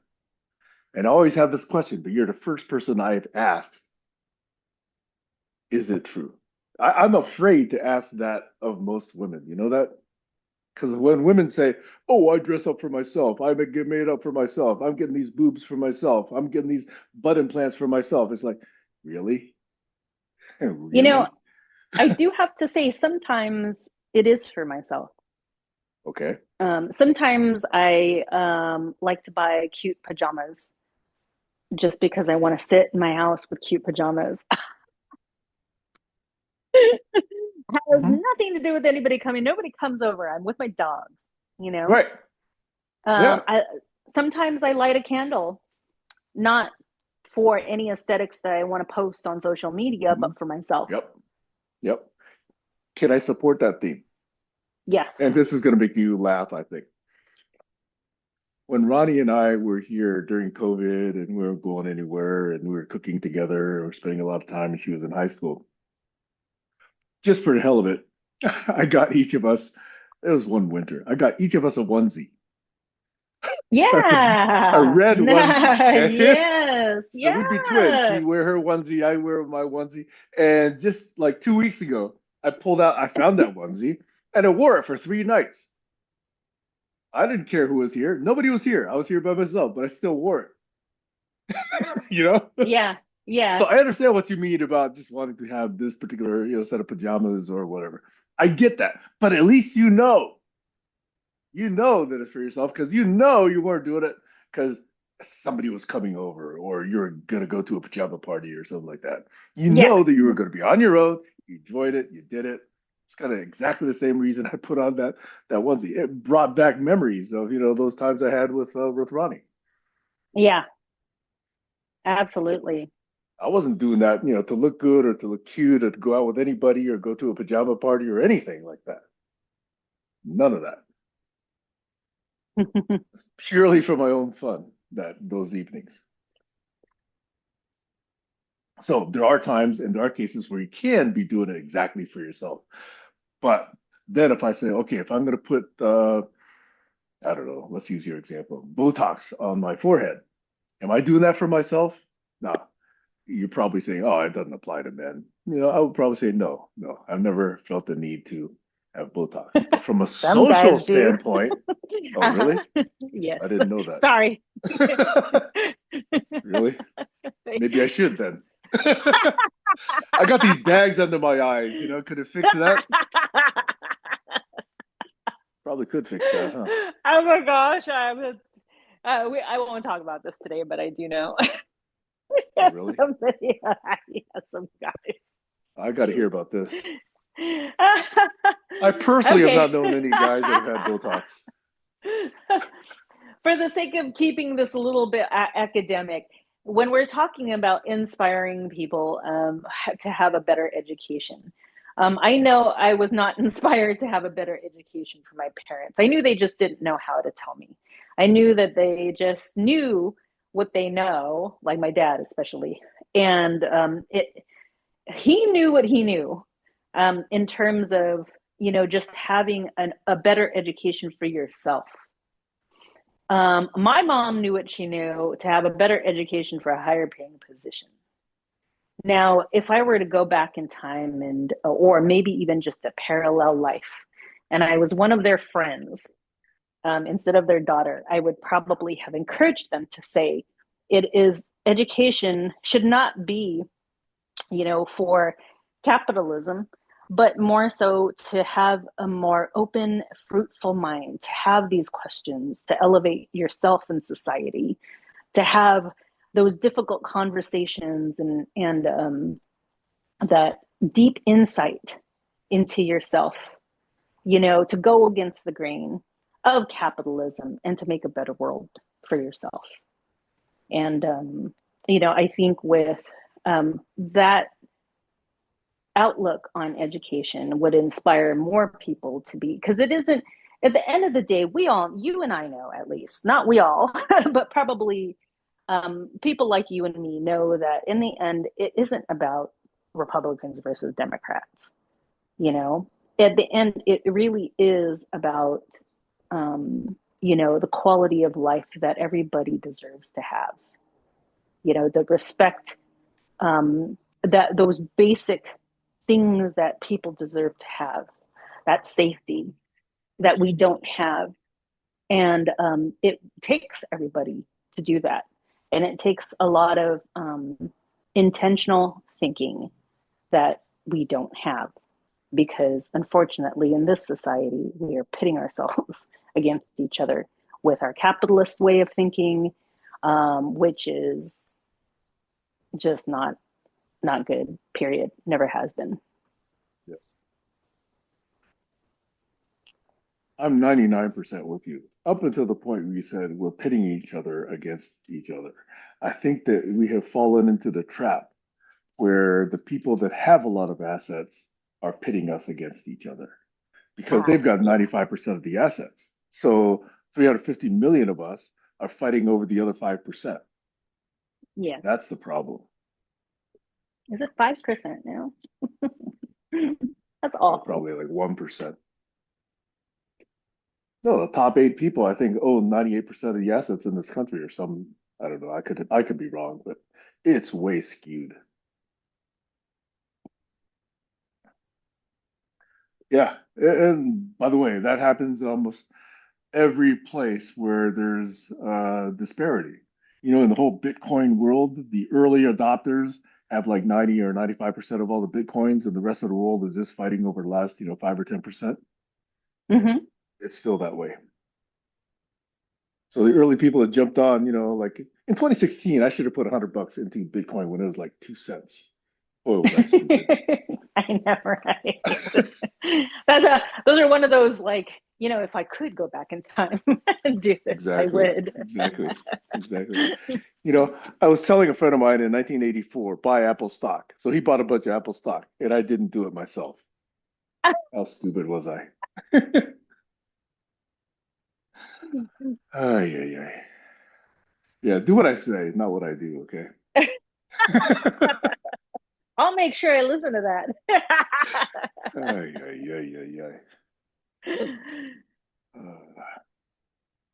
Hey, I was going to tell you, um, if you ever just want to visit a place together, I would be totally down to go vacationing somewhere. If you want to check out a certain country or something like that, I for actually just this past week, I said the end of January, I'm gonna go check out Thailand, Japan, probably Vietnam, oh, maybe Cambodia, because those are looking really attractive as far as places to retire and Hey, I settle want to get down. my bionic legs at Taiwan. Oh, you seen that video? I got, Yes. I'll go there just to get those bionic legs. I have to admit, I think that was China, not Taiwan. But that was amazing, wasn't it? Oh, dude, I But could it go to turns out Half the Dome same again. week, I found three different companies. Now, some of them may be in Taiwan, but the first one that I ran across, and maybe I shared, I think that was a Chinese company. Oh, wow. It was amazing. You carry two battery packs, and it says this lasts for 8 hours. Yeah, and they're lightweight. It's not like Yes. they're heavy or anything. Now, unless the guy was a really good actor, he seemed to be expressing real surprise at how well this thing worked. Oh my gosh. Hell, I'll even buy one for my mom. It was like what, $950? That's all it was, less than I $1,000. know, right? See, I would Hell, do I'll that buy the instead of first Botox. version, and in 6 months or a year, when it comes up with version two, I'll sell version one and buy version two because it's gonna really quickly improve. Yeah, As they find ways and ways to make it lighter, stronger, cheaper, etc. right. But thanks for giving me the notice because I was saying around the end of January, and that I can't hit 4 different countries in a week, so it's probably going to be like 2 or 3 weeks. Um, so I'll just go to one uh, country. yeah, because you're not going to be gone from your kids that long. I know. Yeah, I know. Yeah, I know. Or yeah, I'd have to just bring one of them or both of them with me. Um, yep. I can even propose like there's ski week. There's Ah, always like obviously Christmas break, but at right. the same time I can't leave my parents during Christmas break, especially Yeah. now. Like I know it means a lot to them.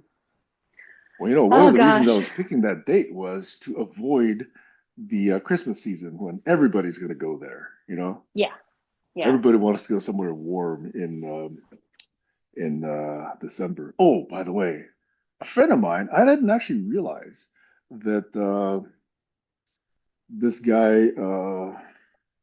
Anyway, look, about 2 or 3 years ago, on a random event, there's some super rich dude that owns a yacht that he just every weekend takes random people out on his yacht just to get to know them. Okay. And he collects people to do this to a number of his friends. So one of his friends suggested that I go. So I Oh, thought, wow, what an opportunity. So actually, no, this is not just 2, 3 years ago. This is way back when I was still living in California. So this is probably over 10 years ago.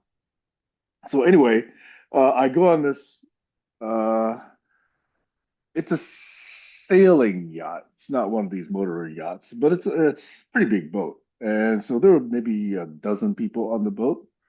And I was very quiet. I wasn't particularly, I'm not the party type. I don't drink a lot. yeah. I don't Yeah. just, go out and tell jokes, and I'm not the center of the party. So I was just participating. I wasn't, reclusive. I was talking to people, but I wasn't like, being the center of attention and, saying, hey, let's do more shots. But You're the not people that who guy. were the center of attention, there were these two Russian girls. They were models. I mean, Yeah. they were dressed in evening gowns for this, yacht cruise, you know. And I Yeah. thought, well, okay, let's see what happens. And sure enough, they were the center of attention. And Right. so at one point, the guy says, hey, why don't we all go into the water? And so this girl takes her evening gown off and she's got her underwear on and she jumps in the water. And three or four other guys jump in there and they had a whole lot of fun. And nothing bad happened, but she clearly was the center of attention. Right. So I'm just saying I was not the center of attention. So Yeah. years Yeah. later, one of the guys that was on, he friends me and he says that he's moved to Bali and he found out that through my posts on Facebook, he knows now that I'm considering retiring outside the country. So he was strongly suggesting I come to Bali. And all that is normal. But then he goes further and then says, hey, why don't you come visit me? I got an extra bedroom here. Why don't you come and visit for a week or so? And I said, hey, you barely know me. We only met each other one time on this yacht. And for some reason, he says, yeah, but you made an impression. So, I wanted to stay in touch with you. So that was a surprise, really a big surprise Yeah. out of the blue. So the guy Uh, has a place in Bali. He's saying he's paying like $800 a month for a 3 bedroom villa. Villa, ooh, nice. $800 a month. So I said, Wow. yeah, I might come in the end of January and might visit you.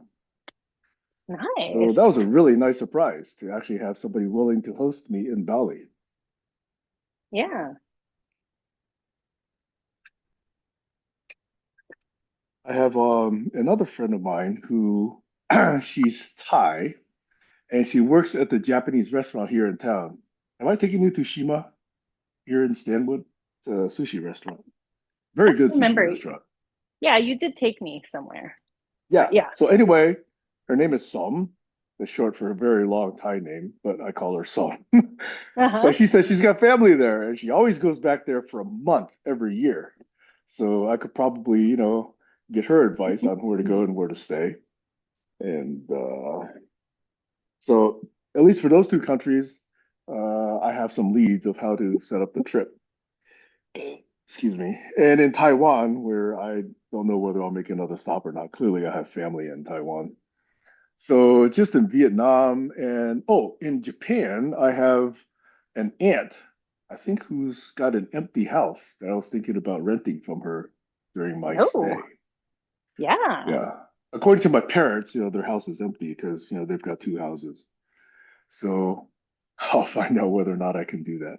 So anyway, I'm trying to set Yeah. up a trip and, take advantage of my network, as small as it is, and see if I can build around that. Oh, that'd be So awesome. anyway, I've already been thinking about the end of January because I wanted to avoid the high Christmas season. But then, of course, the high seasons are when kids are off and you still have kids. So Yeah. that might not completely align. Well, like I said, I could always just meet you at one of the Mhm. countries for a week during the high season. Yeah. um, if you decide to be there, like I Hmm. don't remember. Oh, actually, I do have. Okay, I can tell you exactly what it is. Let's see. I am off. Obviously, Thanksgiving and Christmas, but we're not talking about that. Winter break. No. District closed, district closed, district closed. Oh, oh. I guess we don't have. Oh, well, I was wrong. I'm locked down. At least for the next. Oh, well, it is freshman year, so I could probably do it. So it looks like, the third week in February, I could probably do a week. I'd have to, Yeah. talk to the teachers and stuff and make sure that Max has adequate um, Hmm. work to complete, but I could probably do that Hmm. Are you from on good like, enough terms with your sister, or does she live close enough that she or somebody else could look after Max, if you were to be gone for a few days? yeah, I have people close enough to me, but I would want him to go Yeah. Yep. because he would want to go. He would want to go to those places. Same with It'd Damien. be a fabulous place to go. I know. Fabulous. Boy, I wish, I Yeah. appreciated all the trips that my parents offered to take me on. Of course, they weren't offering so much international trips other than Taiwan. Right. But boy, we went on a lot of road trips and I complained a lot when I was young. Max won't complain if it's Japan. Oh, no, no, no. Is he into Pokemon or is he into anime, manga, any of that He's stuff? into anime.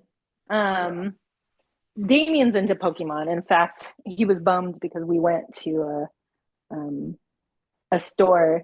There was already a line outside, I guess, to get like the new Pokemon stuff, and then we end up going in line, and they sold out before we could go up to the counter. So Yeah. yeah, Yeah, he's it's definitely into amazing how Pokemon. big industries like Pokemon and anime and manga are in Japan. It's Yeah, huge. Yeah. So, And that's how they get into the minds of young kids. yeah. In fact, for your parenting idea, if you could get certain messages delivered via manga and anime, that's a way to get to young kids, especially young boys. Yeah. And especially if you were, when Nick was young, he watched this whole series of anime called Evangelion. I don't know if your kids ever watched that. It's pretty old, so they may not have watched it. But there's like 20 shows, each of them like half hour or so. And I watched the Yeah. entire series with Nick. And so if you get dads and sons watching together and you introduce, maybe subtly, maybe not so subtly, certain ideas about parenting, about being a boy, about being masculine, about being a man, being in society, those sort of things, that I think would be a very effective way to get certain messages across. Right. Right. And by the way, if you want to do that, hire Yeah. my daughter Veronica. She loves drawing anime and manga. Nice. Have I ever showed you her, um, what's that social network that begins with I? Instagram. Instagram? I ever showed you No. her Instagram feed? No. Let me show you her Instagram feed because she's done years and years worth of drawing. Let's Let me see. bring it up right now. So I'm she's gonna got go into hundreds of Instagram too. pieces. She's got hundreds of pieces on her Instagram channel. What is her Instagram name? I'm trying to find it. I should remember this, but I should know it. Why is it the?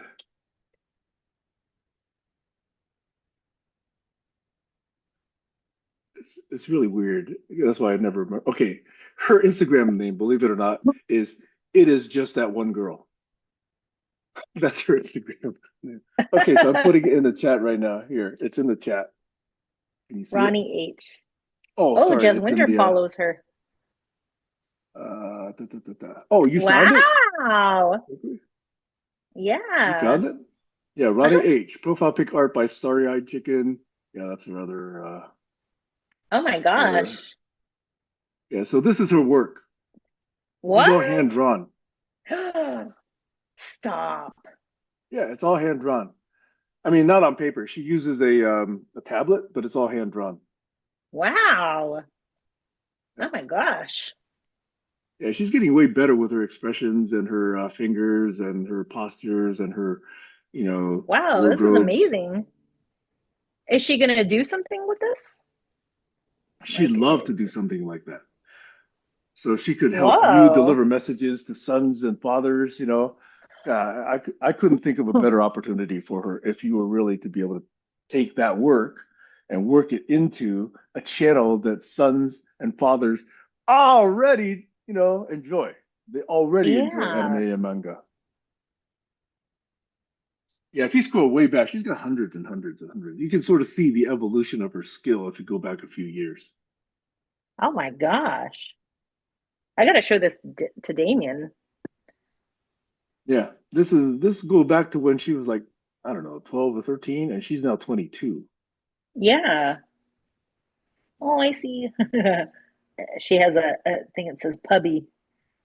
Oh my I have to God, admit, little golden retriever. Yes. yeah, she she really likes drawing women with big boobs. And she likes drawing thick women. She calls them THICC. Nice. Oh, it's okay. Yep. You know, I I learned that approve. word through my kids.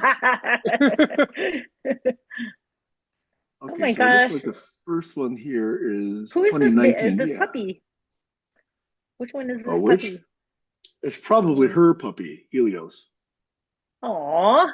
Oh, so this thing only goes back 6 years. I go well all the way to the back. But yeah, it's 6 years of her drawing. And I know she was drawing way before then too. Wow. Well, simply delightful man at the cafe yesterday I had to draw. Aw. Yeah, so that's Veronica. And given her druthers, boy, she would spend all day drawing. That's what she does. Wow. She loves it. Yeah, too bad we didn't get to spend too much. I remember meeting her very Mhm. um just very briefly, but we didn't get to spend much time with her. Yeah. Max would have loved her. Well, yeah. Hopefully Max will find this amusing. Yeah. Wow. Okay, well, hey, I know it's been a couple of hours. Thank you for bringing up the shame topic. We'll see whether we can work something out as far as looking at places for me to retire. Yeah. Uh-huh. One of the things that really, really sounds appealing to me is Japan. Man, there's so many cool things about Japan. I can't even stop talking. I mean, just the infrastructure, the cleanliness of the streets, the availability of these onsen. You know that there's an onsen retreat that's been operated by the same family since like the year 700. It's either that or 700 years ago. But anyway, it's some 7 centuries at least worth Right. of this hot spring hotel slash resort. It's been in the family for that many generations. Yeah. And it's considered like the best onsen retreat in Japan. Boy, that's a place I want to go. And then, just the culture, I want to try every single vending machine there because you can Yeah. get steak out of a vending machine there. I know. Wow. Yeah, just anything. Yeah, Damien loved Japan. He said he'd probably go back. But he said he Hmm. wanted to see other places too. And Max really wants to go to Japan. Hmm. So yeah, I didn't realize it was only like 8 hours, right? Is it that close? Fly there? No, I think it's not that close. I think it's probably closer to 10 hours, I think. Okay, that's not bad. You The know, only if you thing that, sort of bring good headphones and good music and books and a good pillow, I find the most yes. difficult thing about travel is if they don't have good seats, my butt gets sore. But if they do have Hmm. good seats, I can definitely find enough entertainment with music or reading or Yeah. movies that 10 hours can go by just like that. I mean, you know that. Your kids can be in their room for 10 hours at a time, just on their phone. Yep. Exactly. I know. Me too. So the flight, as long as your butt's not getting sore or your shoulders or whatever, it's usually not the shoulders. For me, it's just the butt, which is the quality of the seat. But as long as that's Right. okay, then 10 hours is nothing. You get, two or Yeah. three free meals, and then you just, get all the entertainment now, Now I Remember can those win a bunch of days where games. yeah, you could do that too. There Yeah. was a day before they had all this entertainment where you like had to bring a physical book, you know? Oh, I still like Imagine physical those days. books. Ay, ay, ay. I'm still one of those people. Yeah. I know.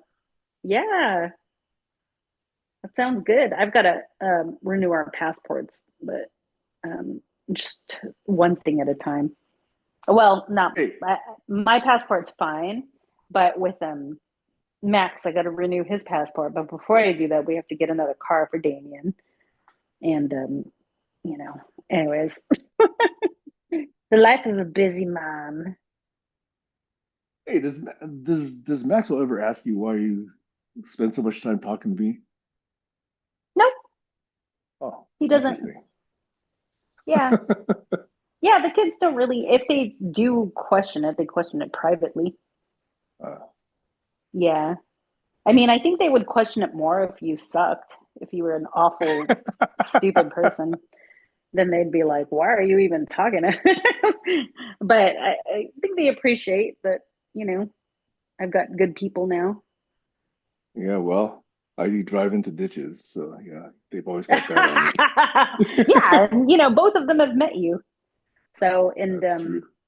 it's kind of nice. I think they appreciate that. I have like long-term connections now. I'm not just like, friends with just anybody. So, And I'm glad to have that stability. For a while, like they grew up with not, I would say, instability, but I didn't have, I'm not saying my friends were shallow or anything. They're just in a different space. Like my friends from Capoeira, they didn't have any kids. They started having kids a little later, so now their kids are young, and my kids are teenagers. And then the one who did have kids, her kids are like fully grown, and they're having kids of their own now. So we're all in different spaces, right? Not to mention the girls from Capoeira, they're all the way in like the Long Beach, Los Angeles area. I hadn't connected with my dance group in such a long time. And then being a director of, you know, my dance group just kind of sets me apart from, just being a dancer. It's a Hmm. different vibe. It's Yeah. it's um it's just different. Um, and then my You've got my authority. girlfriends, yeah. My girlfriends here, my mom friends, I noticed that most of them like want a companion. Like they want a man, um, they want to be in a relationship, and now they're in relationships. And so that was their focal point. So I didn't really have very many friends. And so now the friends that I do have, like yourself or my friend Addie, you know, um, I feel like you guys are all different, just like me. We're all in different spaces, but we're also in different interests in our lives. Hmm. Um, but somehow we come together when we come together, and I think they see that and they appreciate it because I'm a lot happier. I may not have like this huge group of friends where we all take pictures with our kids and we all go somewhere. I would like to go somewhere with my friends, for a couple of reasons, companionship, and Hmm. then also like the costs. Um, Hmm. but I think they start to see that as, mom is stable.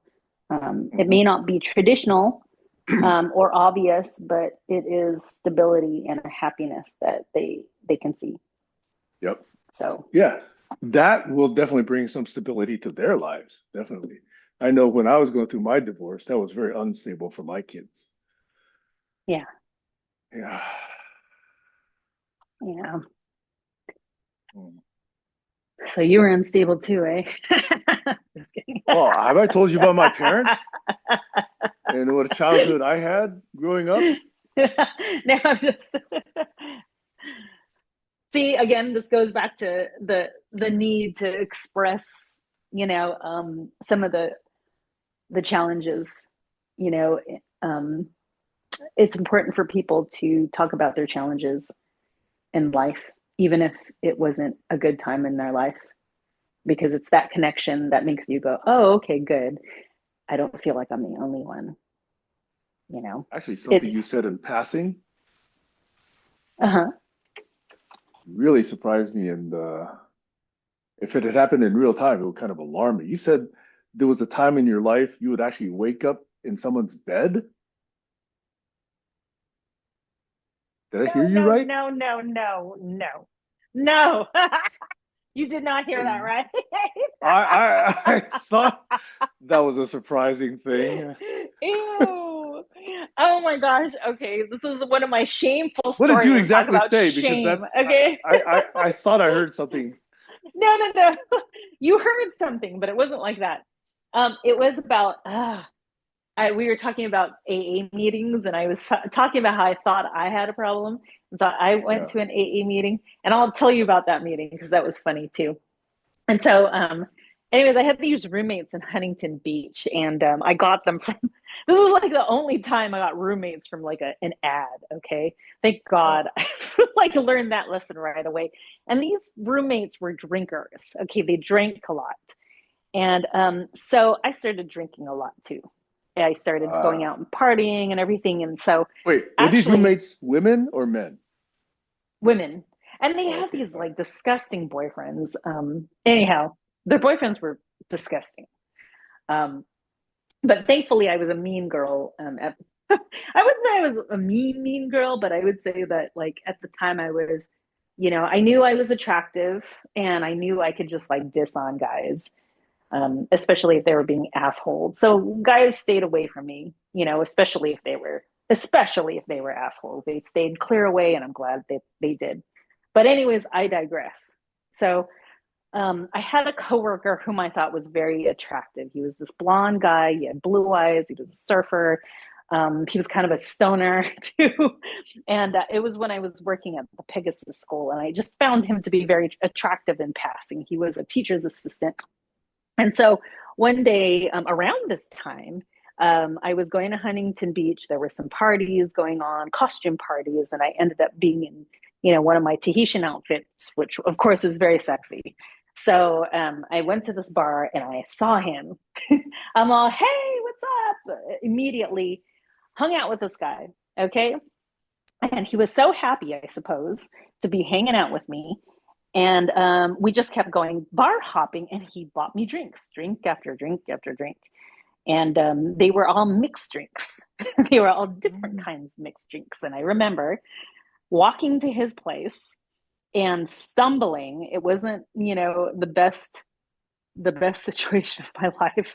I was like stumbling, laughing, just awful. Okay. And he was laughing too. And I remember just at the time the world was spinning. And anyways, he was just like, well, if you don't feel good, you should lie down. So of course I lay down in his bed. And I remember the last thing he said to me was, I can't believe you're here laying down on my bed. And I fucking threw up in his bed.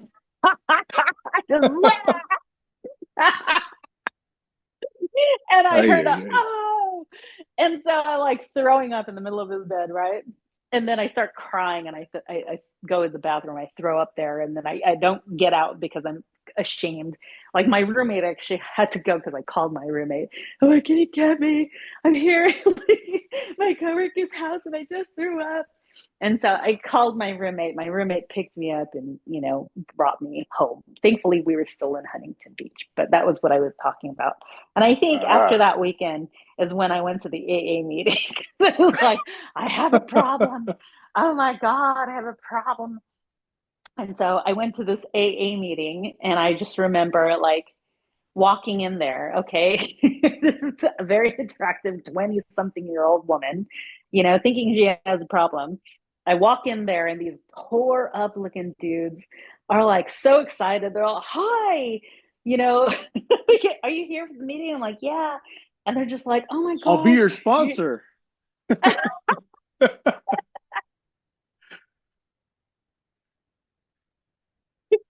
They were like, oh my gosh, it's so cool that you came. I mean, everybody's here is on the same boat.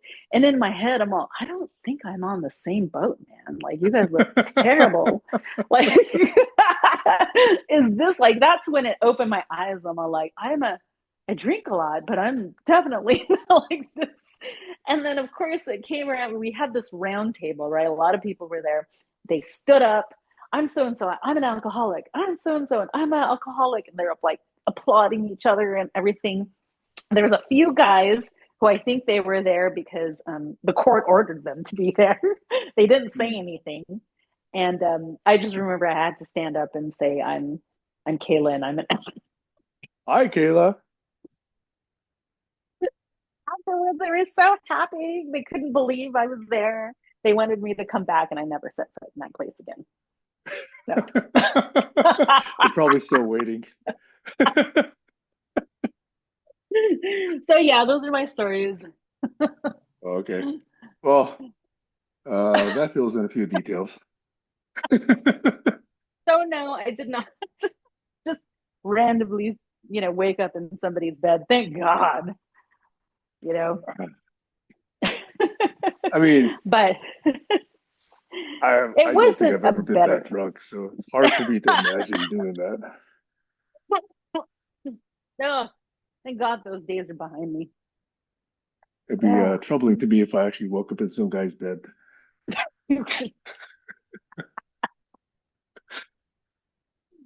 Hey, there's a Charlie Sheen documentary out where he says that, at some point he was having sex with men, and he's totally, heterosexual. That I don't mind at all. What I do mind is the whole premise of his TV show. Anyway, that's a Oh, different yeah. rant. That's a different rant. Yeah. He admits that too.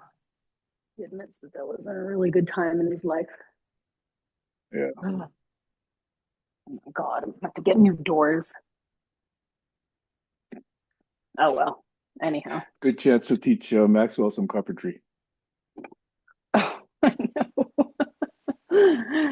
Oh, Hey, but yes. do let me know what Maxwell thinks of Ronnie's Instagram channel. That'd be cool. Yeah, I'll bring it up to Damien Ah, for yeah, sure. Damien too. No, Absolutely. Damien will probably appreciate it. I mean, obviously Max will appreciate it, but Damien will probably appreciate it. I think he's a lot more into anime than Max is. You know, back when she was living with me, she had friends in high school and middle school who would ask Ronnie to draw them avatars that they could use on their social network channels. Now, today they probably go to AI to do it, but back then, Ronnie was making like $20 a set for drawing these avatars for her friends. Wow, Yeah. that's great. Hmm. That's like me selling my Yeah, you can make leis and you're selling making my money. stories. No, I used to sell my stories to my classmates Oh, because really? they didn't know Oh, how to when you were in write. school? Yeah, Hmm. I was that kind of a person. Oh, you were ghostwriting stories? Fuck yeah, man, dude! I was making Oh, like I didn't know that. $5 Man, per nobody ever asked story, me to do that. and they would get A's. I You're was way so more happy. plugged into the capitalist economy than I am. I loved it too. Couldn't believe it. In Oh eighth well. grade, I was tutoring algebra and geometry for free. I wasn't even charging for it, with my classmates. Dang. See, you missed out. Oh my In eighth God. grade, there was one time that I was tutoring enough of the kids that when she would walk around the room and ask anybody if they would have questions, the kid would say, well, if I have a problem, I'll ask Sam. That was that was pretty cool. Of course, I never leveraged it, to anything cool like dates or anything like that. But boy, I had a lot of crushes on girls back in eighth grade. Oh, that's awesome. But I was too shy to ask him anything other than, "Do you understand this concept now?" Yeah, yeah. Anyway, Well, hey, listen, if you aren't doing anything tonight, we can continue this conversation. I have to bring yeah, Damien to Long Beach, and you need to tell me what really happened in that guy's room. But yeah, that's for later. shut up. All right, all Kayla. I, all I know, I'll say one last thing is I avoided that guy for the rest of the year until he actually put in his 2 weeks notice. I avoided him for a very long time. I was so ashamed. And his last 2 weeks, he told me he had put in his notice, and he said, I don't know why you just keep avoiding me. Like he felt bad.